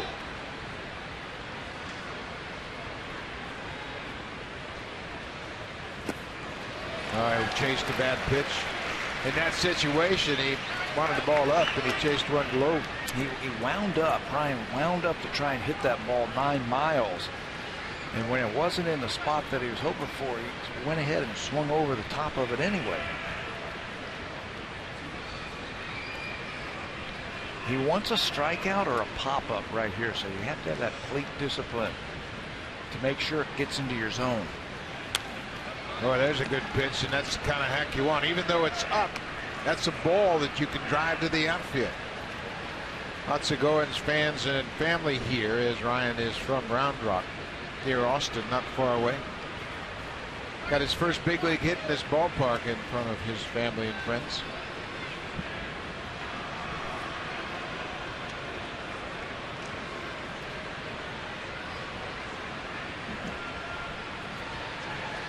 Nobody out.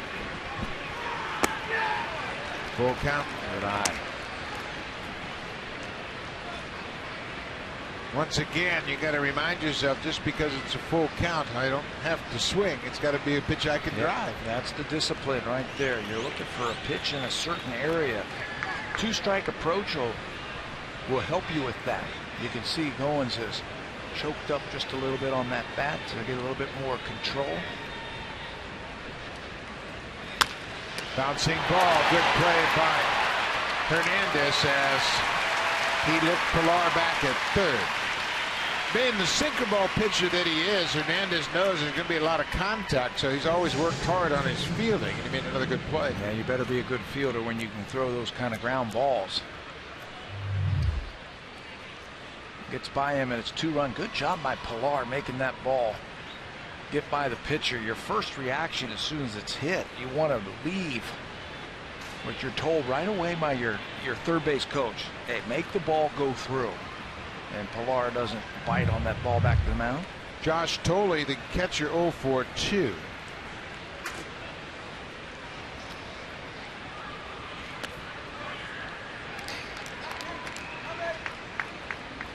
Is it more difficult to have a safety squeeze with a left-handed batter as opposed to a right-handed batter? I think it's easier for a left-hander, because you got the whole field. But you know what? I was thinking, well, they could really use this run right here. Should they try and squeeze them in? I'm like, no, I want to be greedy. I want 2 runs. So I'm looking for a single. Infield is in. Makes it a lot easier for a batter to get a ball through the infield. Thole got the nod to start tonight to give Russell the night off. Martin will catch Dickey tomorrow, as Gibbons is going to mix it up a little bit. Good job by Thole. 3-0. He knows that first base is open. And he's going to battery for tomorrow night, having a little visit on the railing.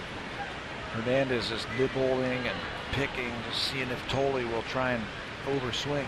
Well, you can't chase right now. You've worked him to a 3-0 count. You better get one that you can drive if you're going to. I'm giving him the green light right here. Not a bad idea. Got Carrera on deck. Ball 4, not close. So that'll load the bases.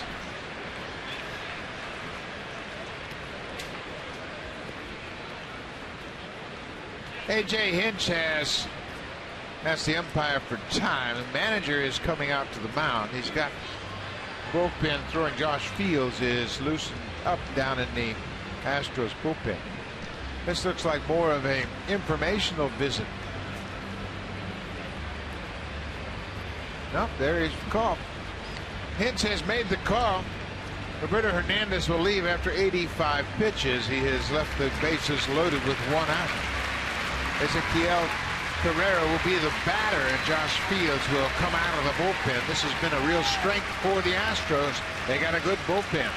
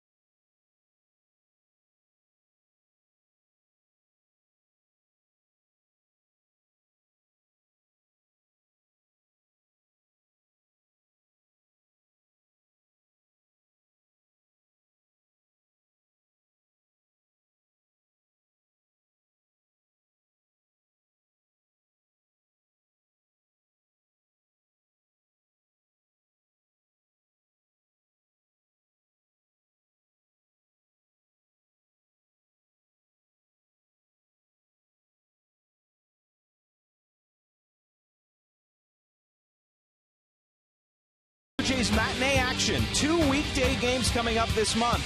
Monday, May 18th, the Angels come to town. It's a 1:07 start for Victoria Day. Then on Wednesday, May 27th, the White Sox are in for a 12:37 game. That one was originally a 7 o'clock start, but has moved to the afternoon. A couple of great opportunities this month to enjoy some afternoon baseball at Rogers Center. Go to BlueJays.com for more. Buck? Barry, there's nothing like afternoon games with a nice day and the roof wide open. New pitcher into the game is Josh Fields, making his 7th appearance. He was hurt in spring training, a groin injury, just came off the disabled list 3 weeks ago.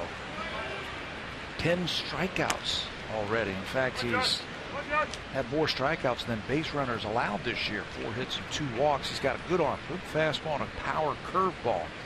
And that's why A.J. Hinch brought him into this ball game. He's a strikeout type of pitcher. And that's what they're looking for right here. The right fielder, Carrera, takes one up and away. It's 2-0. Carrera has walked and grounded out. Pilar got it started with a single to center. Colabello hit a double off the wall in right, and Tolle took a walk after 1 out. The infield is at double play depth. They'll come home at the corners and try to go around the horn in the middle. This is a high fly ball, not that deep. Pilar tagging at third. Marisnick now moving in to make the throw. Here's the throw. It's offline and late. Pilar comes in to score. Carrera delivers the sac fly in his 8th RBI, and he'll give the Blue Jays that insurance run. He's done a good job, Carrera, in cashing in runners in the limited time that he has played. That ball was not that deep. Marisnick circled around it a bit. I think he would have been better served if he caught the ball on his throwing side. His arm looked like he caught it on his left side, had to bring the ball all the way back, and that took some precious time before he could get the ball out of his glove. Carrera has driven in 8 in just 27 at bats. Been a productive hitter. That's a big run for the Blue Jays, and there are 2 more ducks on the pond here. Second and third with 2 outs. Travis drove in a run with an opposite field double in the 3rd. The Blue Jays had their double streak snapped last night. They had doubles in 31 consecutive games, and they were shut out last night. So the record of 32 games is intact. That happened in 2007.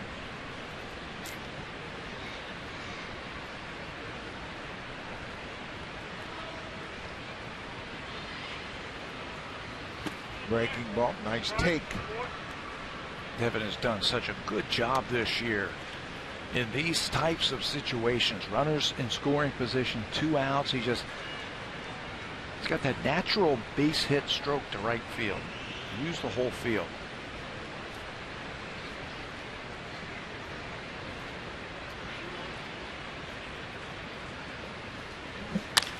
There's a drive deep to right. Springer back on the run, on the track. He'll haul it in and end the inning.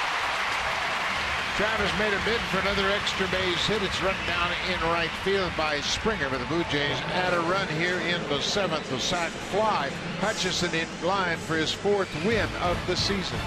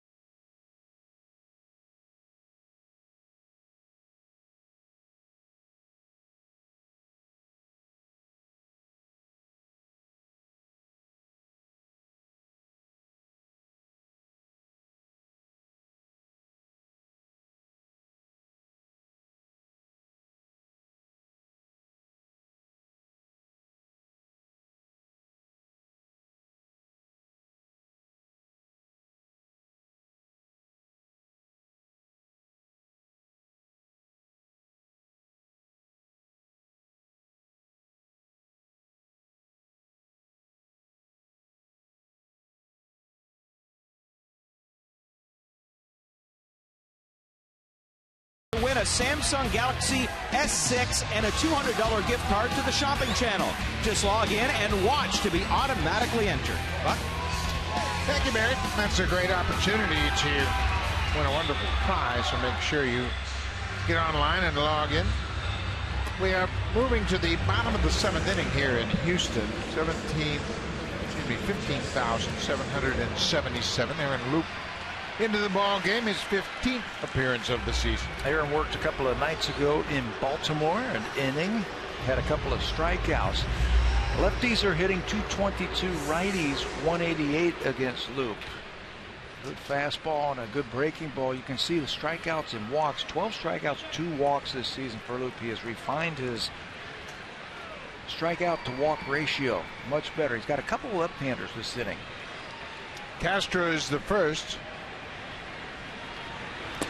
And he jumps ahead with a good fastball. It'll be Jason Castro, Chris Carter, and then Preston Tucker. Tucker, the other left-hander in the trio.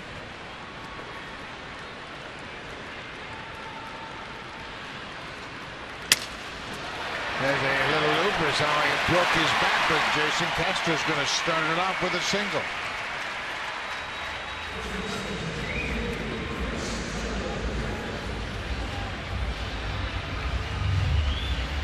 Looked like a slider that he hit off the end of the bat, and he did break that bat. Again, he has had a little bit more success this year, Aaron Loup, against the right-handers because of that fastball. He's able to get it in on the inner half to him. Chris Carter. Carter is really struggling. Didn't make a difference, lefty righties. Carter is 4 for 27 against lefties. That's a 108 average. Not much better against righties. 176. But he's so big and strong, it just takes one swing. He's got 2 home runs against lefties, 3 against righties. But he's always a threat.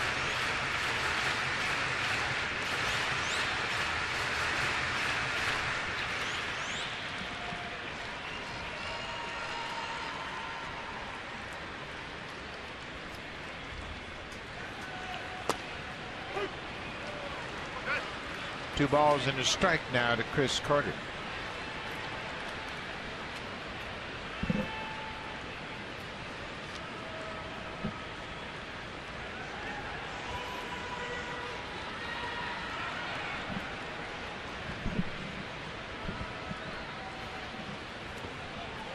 Three and one.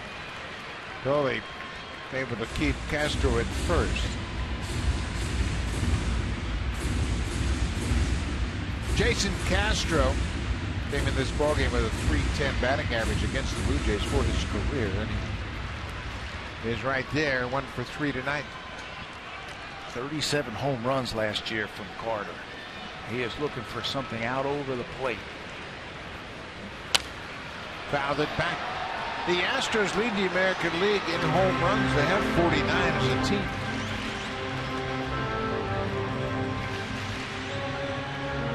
A.J. Hinch. They rely an awful lot on scouting, numbers, statistics, metrics. This is one of the most aggressive teams as far as the metrics are used, and that's a bad walk right there. 2 on and nobody out in the 7th.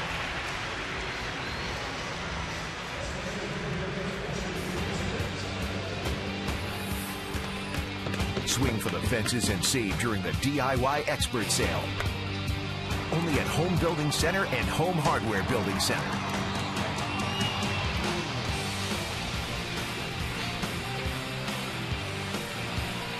Chris Carter walked. It's 1st and 2nd, nobody out. The number 8 hitter, Preston Tucker, is 2 for 2 so far. But he might be up here to bunt against the lefty Loup. Blue Jays think he's going to bunt. Doesn't show signs of bunt. Misses down the left field line. That's a fair ball. 1 run is in. Castro's in to score. Carter is being stopped at 3rd, and all of a sudden it's a 1-run game. Preston Tucker 3 for 3. couple of extra base hits for Tucker. He's got a nice little swing. Single to right field, double to right field, and then first pitch offering from Aaron Loup. He wasn't waiting around for anything. Watch the inside-out swing, and he's able to keep it fair down the left field line. I thought maybe they would go with Evan Gattis against the left-hander. Gattis has been struggling so lately. Colabello bobbled it for a minute, but Carter stops at third. Still nobody out. No reason to gamble for the Astros in that situation. Preston Tucker was 1 for 10 coming into this game. He's 3 for 3 tonight.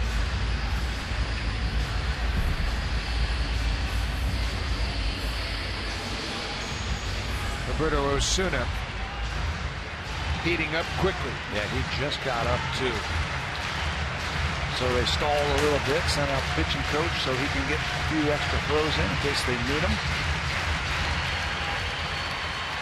Jonathan Villar is a switch hitter, batting right-handed for the first time tonight. Loup has yet to retire a batter. Bouncing ball, that's a fair ball. 2 runs are going to score here. Carter's in, right behind him, Tucker. And Villar slides in at second, and the Astros have the lead.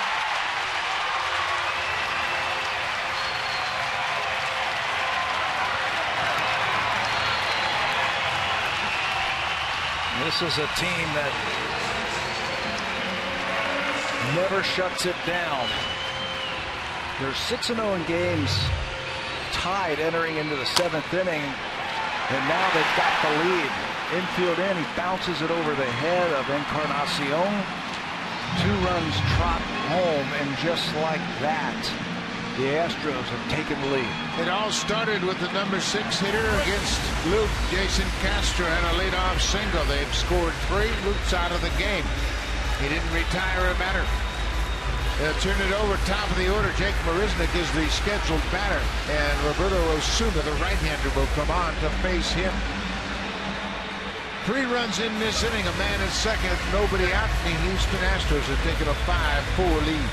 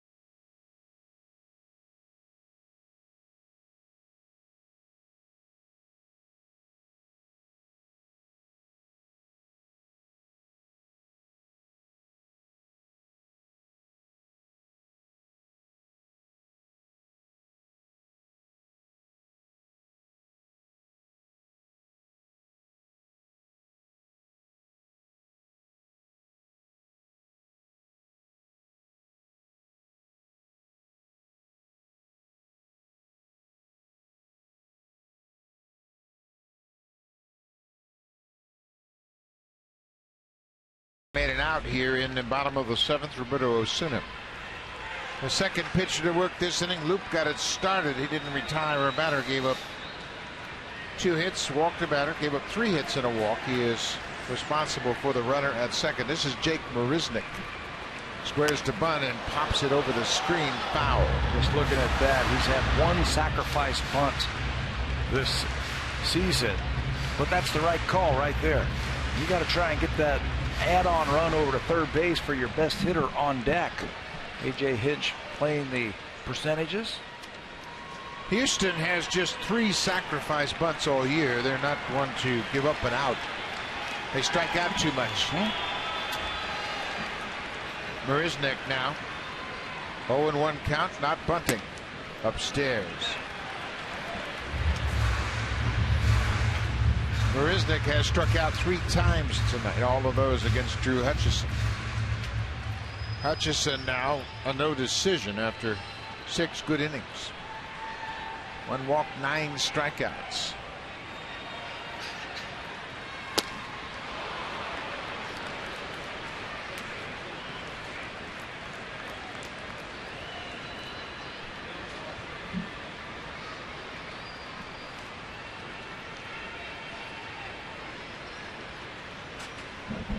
This is the first 3 strikeout game of the season for Jake Marisnick. He hits this ball deep to center.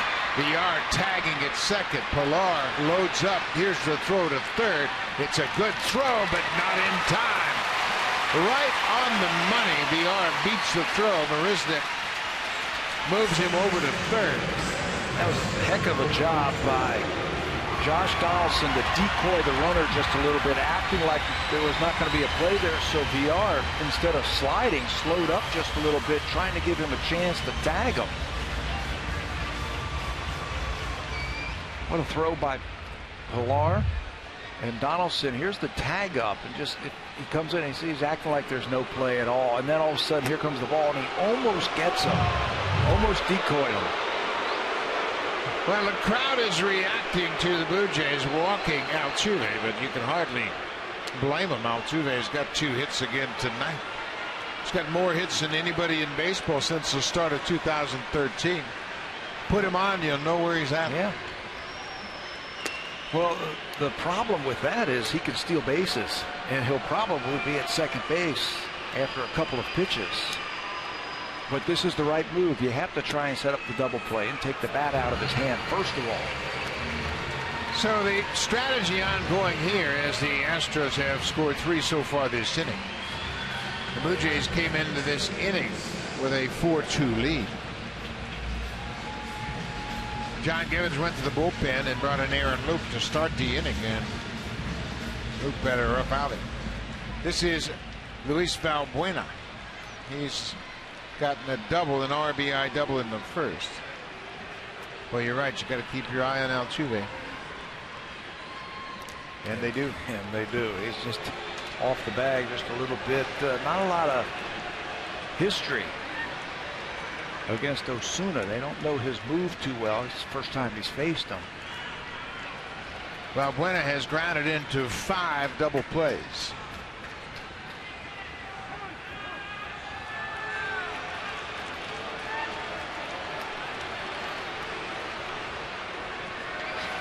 This is interesting, and it's industry-wide. No history for Valbuena against Osuna. But the Blue Jays play a shift. And it's all around baseball. I mean, they've never seen it in bat with Osuna facing Valbuena, but they still go on right-handed pitchers with a good fastball, and this is what Valbuena does according to all of their scouting reports. With a good changeup. That time he was way out in front of that changeup. There goes Altuve to throw to second. It's a good one, and Goins doesn't realize he lost the ball. That allows VR to come in and score. Ryan Goins showed the umpire the baseball, but it had popped out of his glove, and VR alertly scores from third while the ball was on the ground. And the ball didn't go very far from second base. Looked like Altuve maybe kicked the ball, kicked his glove, and the ball came out and rolled just far enough. Watch it one more time. Straight steal. That's the problem. If you're going to put him on, he's going to try and steal. Yep, just ricocheted off him. Goins thinks it's in his glove. Shows the umpire an empty glove. He felt the ball and the knee at the same time, and the ball popped out.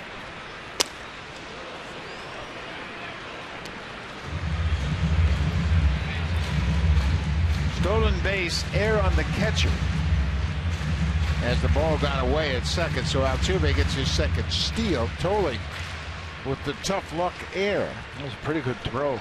Right on the money, right on the knee. But VR comes in to score the 4th run.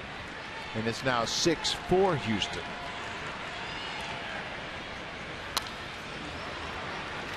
This is really a problem for the Blue Jays. We had told you how good the Astros bullpen is. They have the best improvement from last year to this in relief ERA. They've dropped their ERA by 2.60 points, and their bullpen has been tough.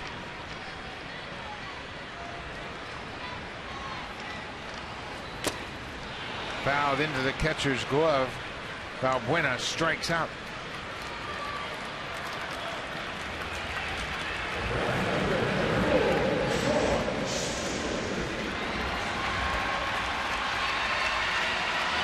So George Springer, the right fielder, will step in the box. There are 2 outs. Pat Neshek, who signed here as a free agent after a terrific season with the Cardinals. He's loosening up.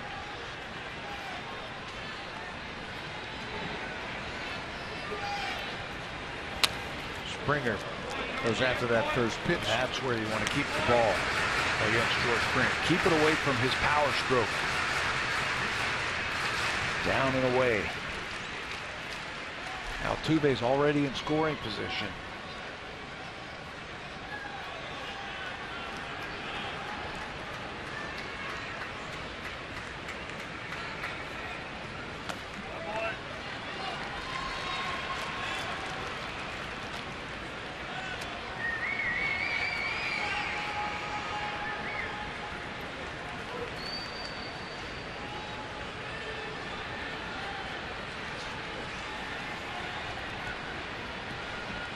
The Blue Jays scored a run in the top of the 7th. That gave them a 2-run cushion, but they have given up 4 here in the bottom of the 7th.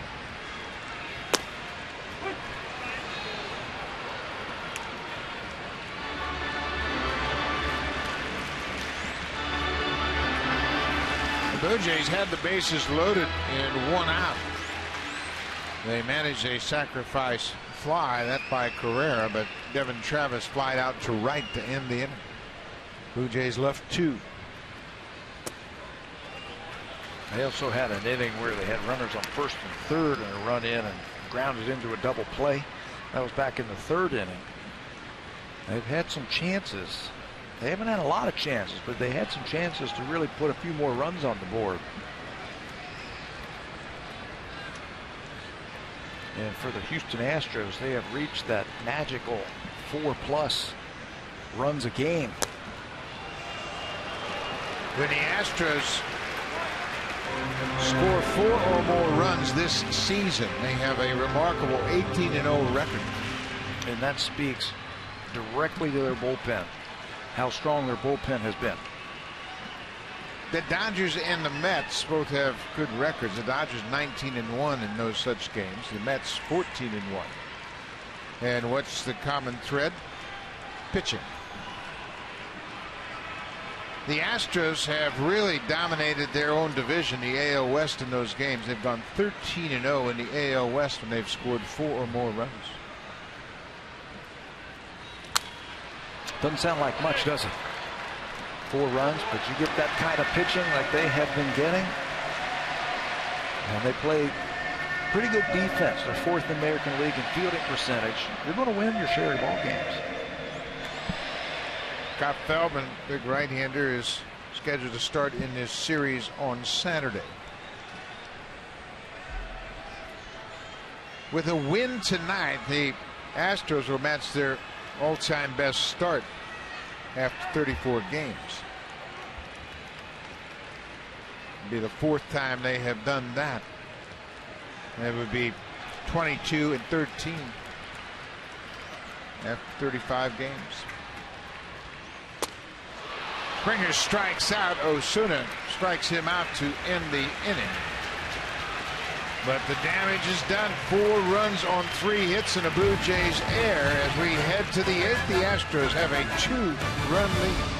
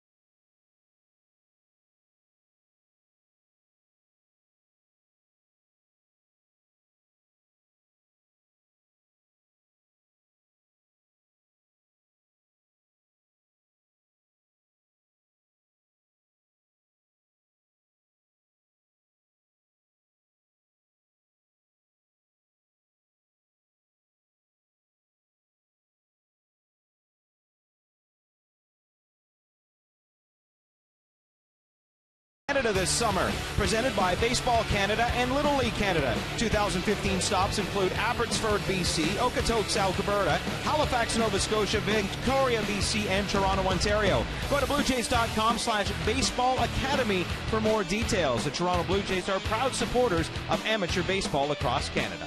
Bye. Thank you very much, Barry. New pitcher into the ball game is the right-hander, the veteran Pat Neshek. He signed as a free agent. Neshek has really done a great job the last couple of years as his career has really taken off in the latter stages of his career. He's an all-star. He's got a funky delivery, but he throws strike after strike after strike. You saw the stats up there for Neshek. 14 strikeouts and no walks this year.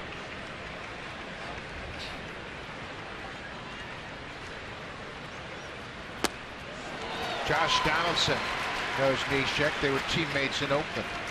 Neshek started his career with the Minnesota Twins, spent 2011 with the Padres, and then 12 and 13 in Oakland. Last year he was with the Cardinals. You know what's interesting about Neshek? He's gotten in better situations as he's moved on. Lots of postseason opportunities for Neshek.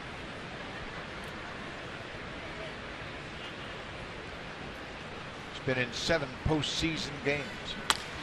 Donaldson rips it into left field. Rasmus over to cut it off, and he does.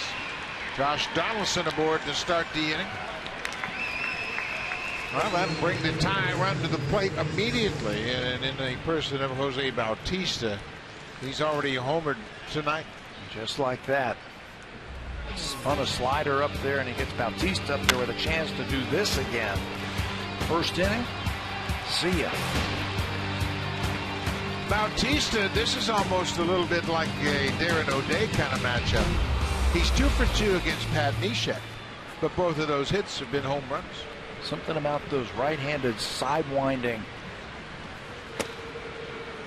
pitchers. They spin that slider up there. I think what happens is they throw it where he leaves. When he gives in, that ball stays inside. He kind of takes the ball with him, and he has been very productive. He's got 4 home runs against O'Day and 2 against Neshek. He was looking to lead too. You see that front side opening up. They're bad sliders, bad breaking balls that he has hit, and those bad sliders from the guys who throw sidearm or down under like that, they slide right to the barrel of his bat. Hitters call them cement mixers because they just sit there and spin. Neshek is aware of Bautista's strength inside.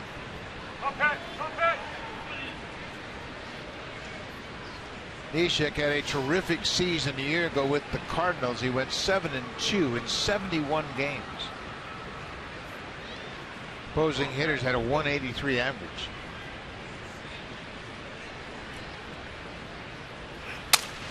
Bautista may have broken his bat. That pitch was down and away.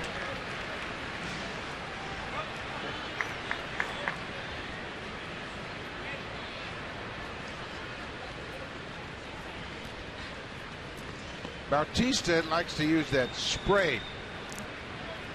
Provides a better grip on that bat for him. Hey, whatever it takes. Right? Whatever used in the first, that'll work. Yeah. He and Encarnacion went back-to-back in the first. Just the second time they have gone back-to-back with each other. You got to figure he's going to try and stay away from it. In this ballpark, here comes one of those sliders. He's line to the third baseman. Bautista hit it hard right to Balbuena. 1 down. That one didn't spin very much, but it was away from it. Jose had to reach for it, so he couldn't get that ball airborne.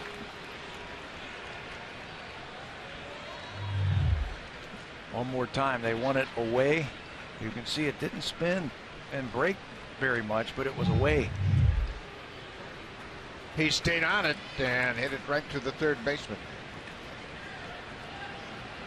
Edwin Encarnacion is 1 for 3 with that home run back in the first.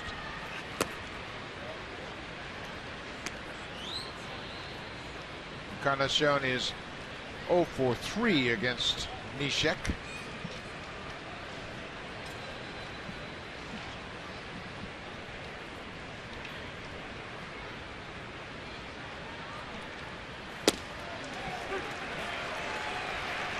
Well, when you throw 83 miles an hour, you've got to locate your pitches, and Neshek has done that. He's got an unusual delivery. It looks like he's going to come way down sidearm, but his arm angle is actually kind of a high 3/4. Yeah, it throws a lot at you. And you really have to bear down as a hitter.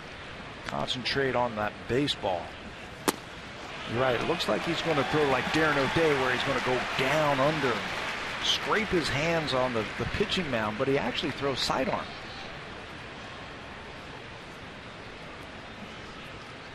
And he's been successful.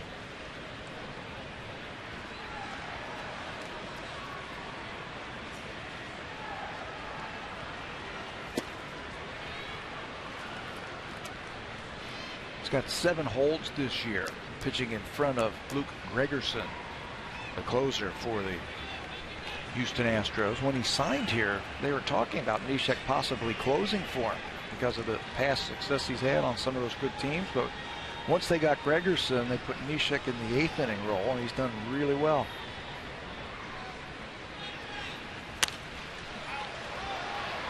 Kind of showing fouls it back out of play. Neshek had 6 saves last season with the Cardinals. Those are the only 6 saves. He's always worked ahead of the 9th inning. But you're right, when you sign him, you say, okay, well, at least we got somebody we know that has saved games before. But then they added Gregerson to the list. And he has fit right in that 8th inning. 16 games, 14 strikeouts coming into this game tonight, and 3 wins, 7 holds. He's had a hand in a lot of these wins early on for the Astros. On the ground, VR will flip to second for 1. Back to first, double play. Neshek does his job. The leadoff single doesn't factor in. We'll go to the bottom of the 8th. Houston has a 6-4 lead. Now it's time for a Blue Jays Central update. Here's Jamie Campbell and Greg Zorn.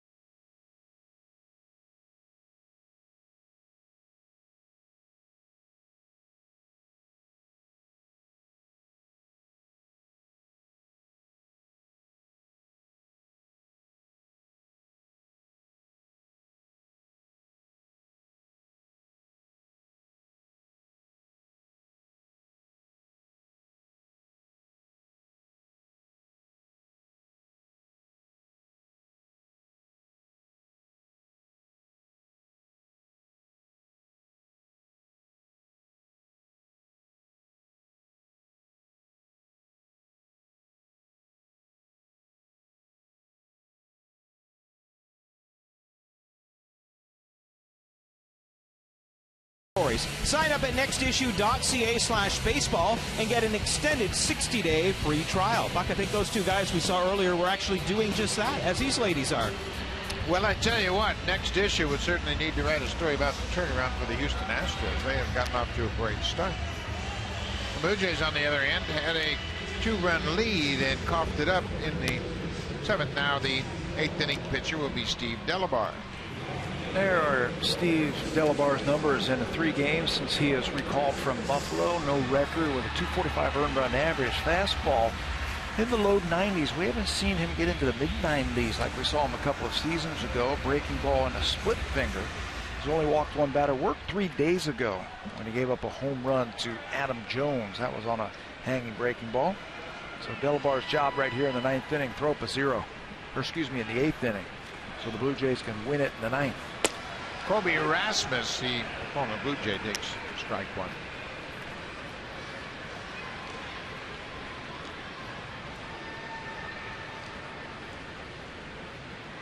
Colby has gone 0 for 3 with a couple of strikeouts. Drew Hutchison struck out 9 in his 6 innings of work in the start tonight. Roberto Osuna struck out 2 more in his inning of work. Aaron Loup didn't record an out. He gave up 4 runs on 3 hits and a walk.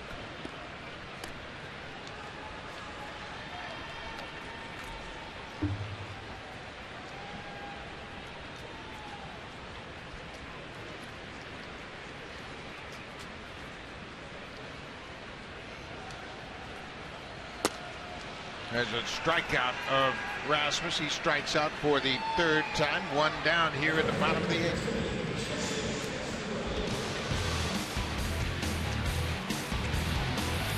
Save during the Lawn and Garden Expert Sale. Only at Home Hardware and Home Hardware Building Center.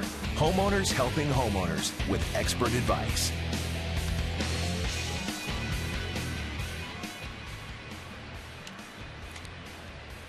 One down. Jason Castro got that 7th inning rally started with a single to center off Aaron Loup.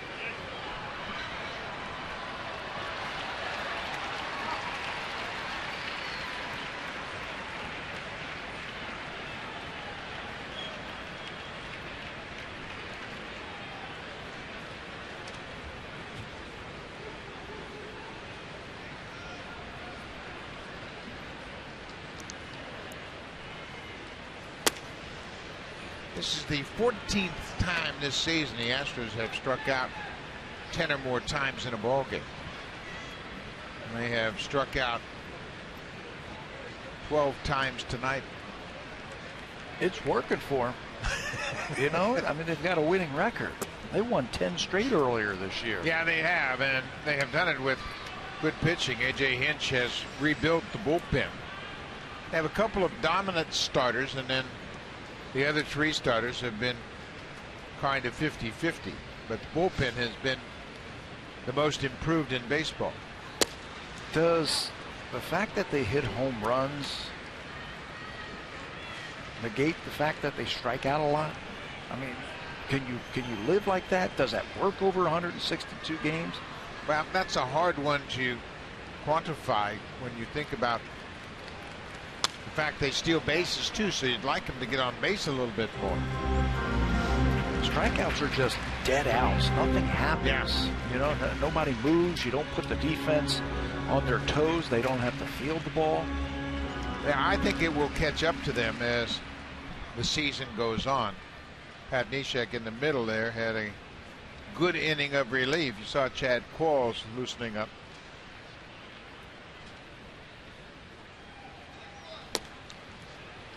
Castro takes ball 4. So a strikeout and a walk for Delabar here in the 8th.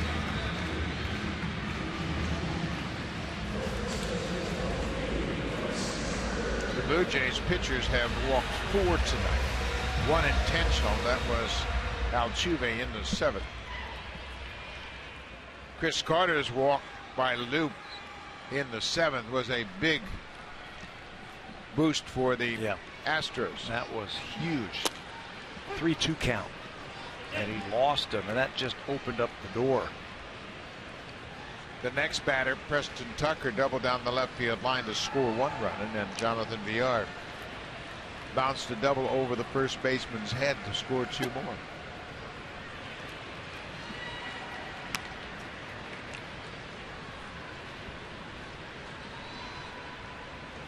Blue Jays lost 2 of 3 to the Orioles in Baltimore. This is the first of a 4-game series against the Astros.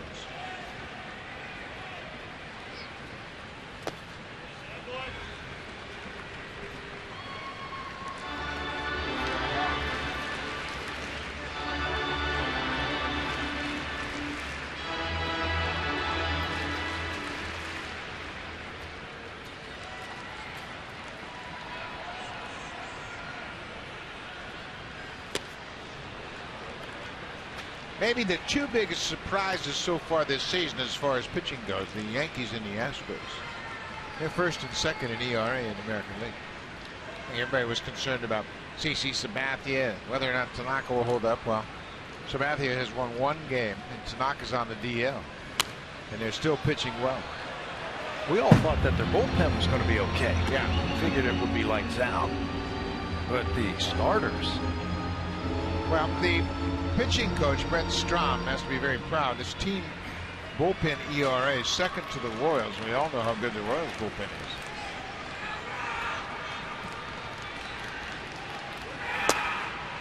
Bullpens are finicky, aren't they?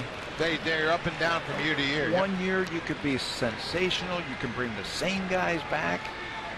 And it could be awful. But the Royals have the same cast of characters pretty much this year. Delabar walks Carter. Second time Carter has walked tonight. Chris Carter with a pair of walks. Walk number 16 and 17 for Carter. He's got an on-base percentage of 260. Yeah, you got to make him swing the bat. And that's something that you don't want to see in a game like this. Steve's got to finish this inning. That's Ryan Tepera getting up again. They've already used 3 relievers in this game, and Drew Hutchison threw 6 innings. You'd hate for him to have to burn a 4th. Preston Chucker, his first 3-hit game of his young career. 3 for 3. He's hit a pair of doubles and a single. Drove in a run and scored a run in the 7th.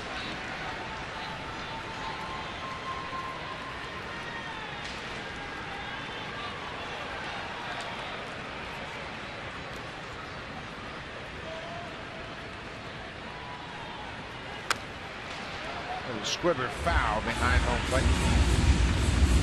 Delabar came in and struck out the first batter he faced this inning, Kobe Erasmus, and then walked Castro, walked Carter.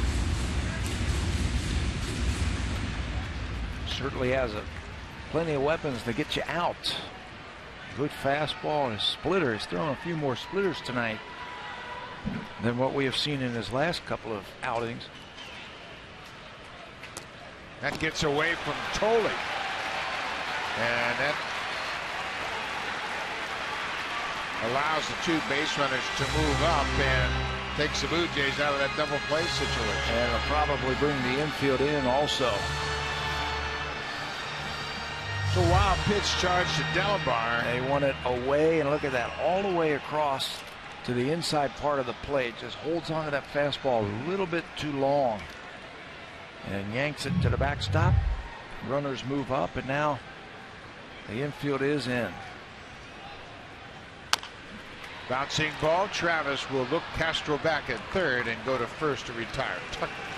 It's the first time they've gotten him out tonight. So now they're 2 down. Well, these are big runs to save for the Blue Jays. Looking ahead to the top of the 9th, it's Pilar, Polabello, and Goins. 5, 6, and 7 in the batting order. The Blue Jays have Russell Martin on the bench if they choose to pinch hit. Justin Smoke, of course, Danny Valencia, and Steve Tollison, the rest of the bench players tonight.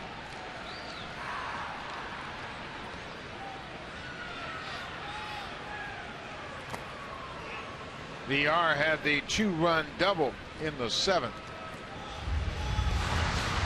Just his 2nd and 3rd RBIs of the season.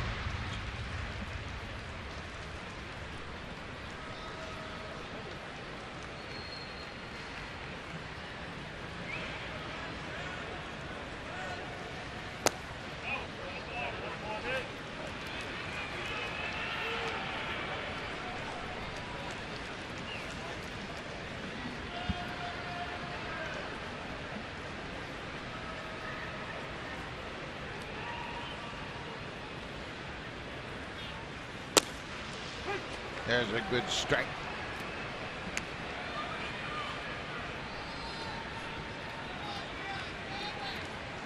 Blue Jays got to save these runs. They're already down by 2. It's 6-4 Houston. Giving himself a chance in the 9th inning.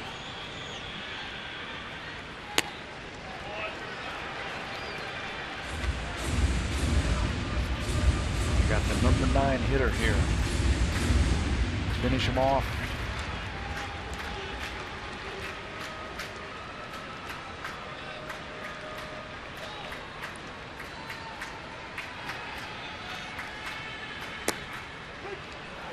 There's a strike right on the quarter. Full count, runners at second and third. Baltimore trying to strand a pair, keep it a 2-run game.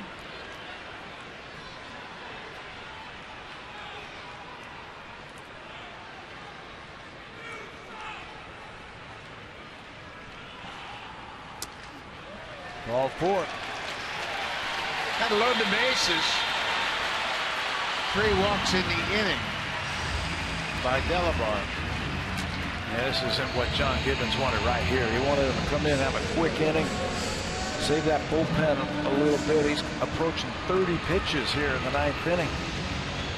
And now he's got to deal with Jake Marisnick.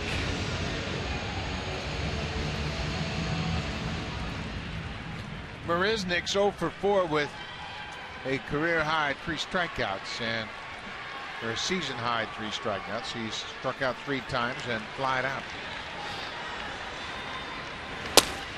He's popping that glove tonight.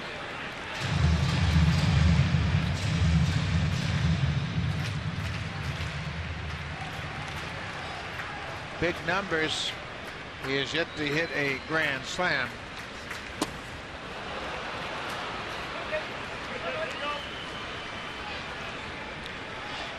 Marisnick batting .354 at the start of this game against right-handed pitching. That tells me he likes the ball out over the plate. He's good on the breaking ball too. That's where he's done a lot of his damage, hitting over .400 against the breaking ball. Hutchison struck him out with fastballs. He's almost like Jake was like sitting on that breaking ball, and he crossed him up and threw fastballs by him.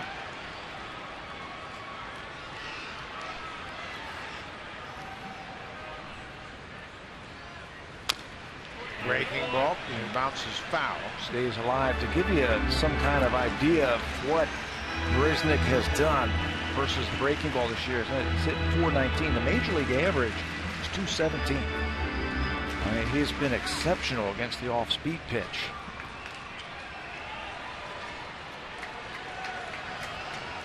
Bases are loaded. Castro at third, and Marisnick strikes out for a 4th time. Well, Delabar gets out of it.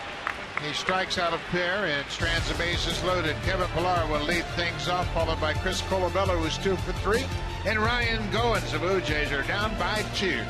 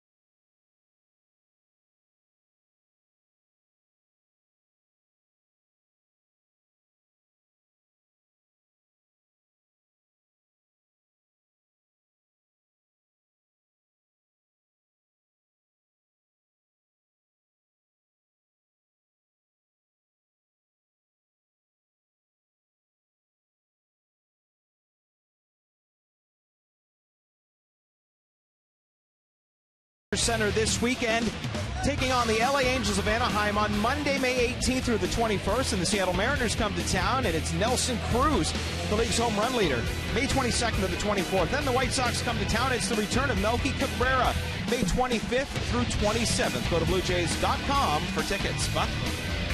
Good schedule coming up at Rogers Center for the home games, and the Astros now. We move to the top of the ninth. Chad Qualls into the ball game. Another veteran that the Astros have down in that bullpen. He's been here. This is his 11th year in the big leagues. Qualls through 14 games, won his first game of the season the other night. 365 earned run average, very effective versus left-handed batters. You'll get fastball, breaking ball basically from Chad Qualls. Throws lots of strikes. Kevin Pillar pushes it up the first base line, and Carter's going to tag him out. Pillar had a good idea, but got it too close to the first base foul line. Carter tags him out for the first out of the night. Did a good job of positioning himself and catching that ball with one hand with his momentum going over towards the bag. Pillar tries to get underneath the tag, but can't elude that tag. One down. If that ball is further away from first base, Pillar's going to beat it out, but he got it a little too close to the line. Carter makes a good tag into the baseline. Chris Colabello got 2 for 3. He had a double off the wall his last time up.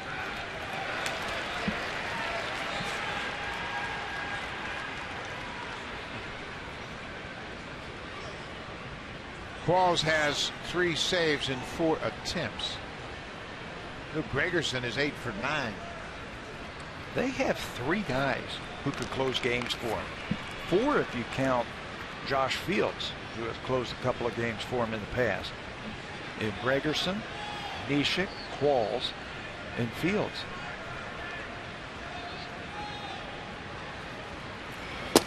Gives you a lot of options if you have to lean on somebody heavily for a couple of nights in a row. So tonight it's Qualls, and Gregerson gets the night off, so he'll be available for the rest of this series, and Qualls can come back depending on his pitch count, obviously.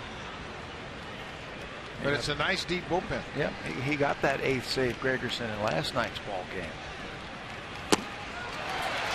So now Qualls gets a chance.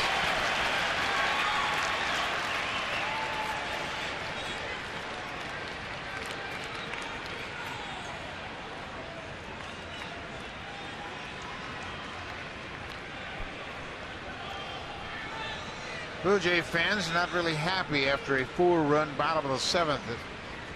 The Astros took the lead.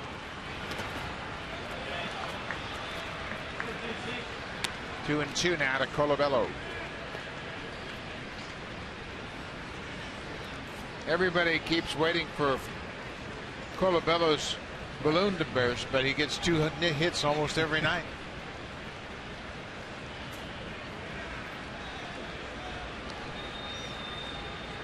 Done a terrific job since coming up from AAA Buffalo.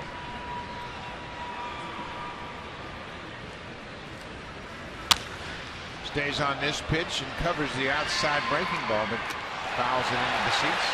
We saw him in April last year. Remember that frigid series that we played in Minnesota? And he used the whole field, hit every pitch, and didn't need catches like that. Bring your glove.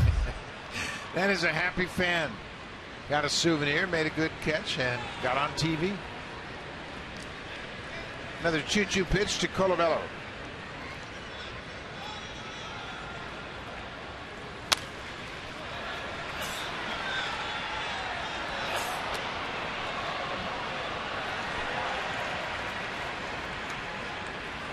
$15,777 in the opener of this 4-game series.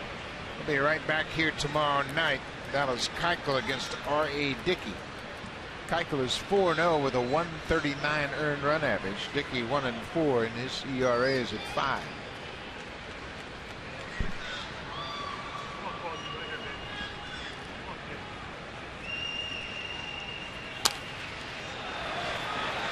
Colabello's spoiling some good pitches. Yeah, plate coverage. He's covering that outside corner. Look at where all those pitches are. from Qualls. He's just getting enough on that, waiting for him to make a mistake.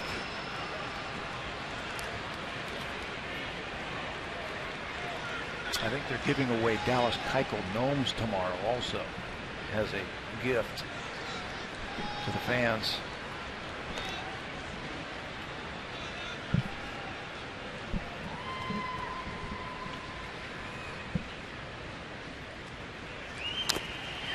Ravelo stays alive. They're working him over, down and away. Pretty obvious where they're trying to get him out. Down and away. I don't even think he's going to take a shot at trying to bust him in.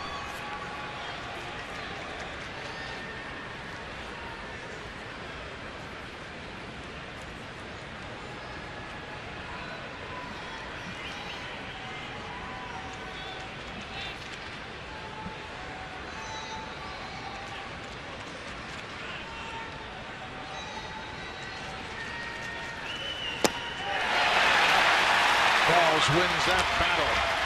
2 down. Get game ready with the Shopping Channel. Find everything you need for the Stanley Cup playoffs and Toronto Blue Jays. Shop tsc.ca. The Blue Jays are down to their final out. Houston leads it 6-4, and Blue Jay fans aren't too happy about that.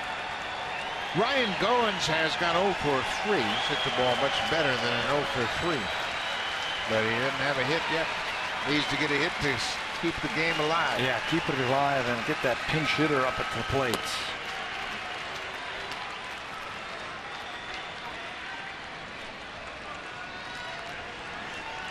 Russell Martin has grabbed the bat. He's on deck. He will hit for Josh Tolley if Goins can get aboard. Bouncing ball. This should do it. Carter steps on the bag, and he uses it on the strength of a 4-run 7th inning. Comes from behind. This is the first game in this series. Drew Hutchison had a nice outing. 6 innings, 9 strikeouts. He only gave up 2 runs. The Blue Jays jumped out early. A couple of home runs in the first inning. It looked like they were going to go on to a laugher, but the bullpen gave it up again late, and the Astros, with their good bullpen, pick up the first win in this series. Well, the Blue Jays will have to dig in deep tomorrow. They're up against Dallas Keuchel, who's 4-0. R.A. Dickey will go to the mound. Blue Jays lose the opener 6-4. We'll be right back at it tomorrow night. Thanks for watching. Here's Sportsnet Central. Ken Reed and Bunker Osback. We'll see you tomorrow night.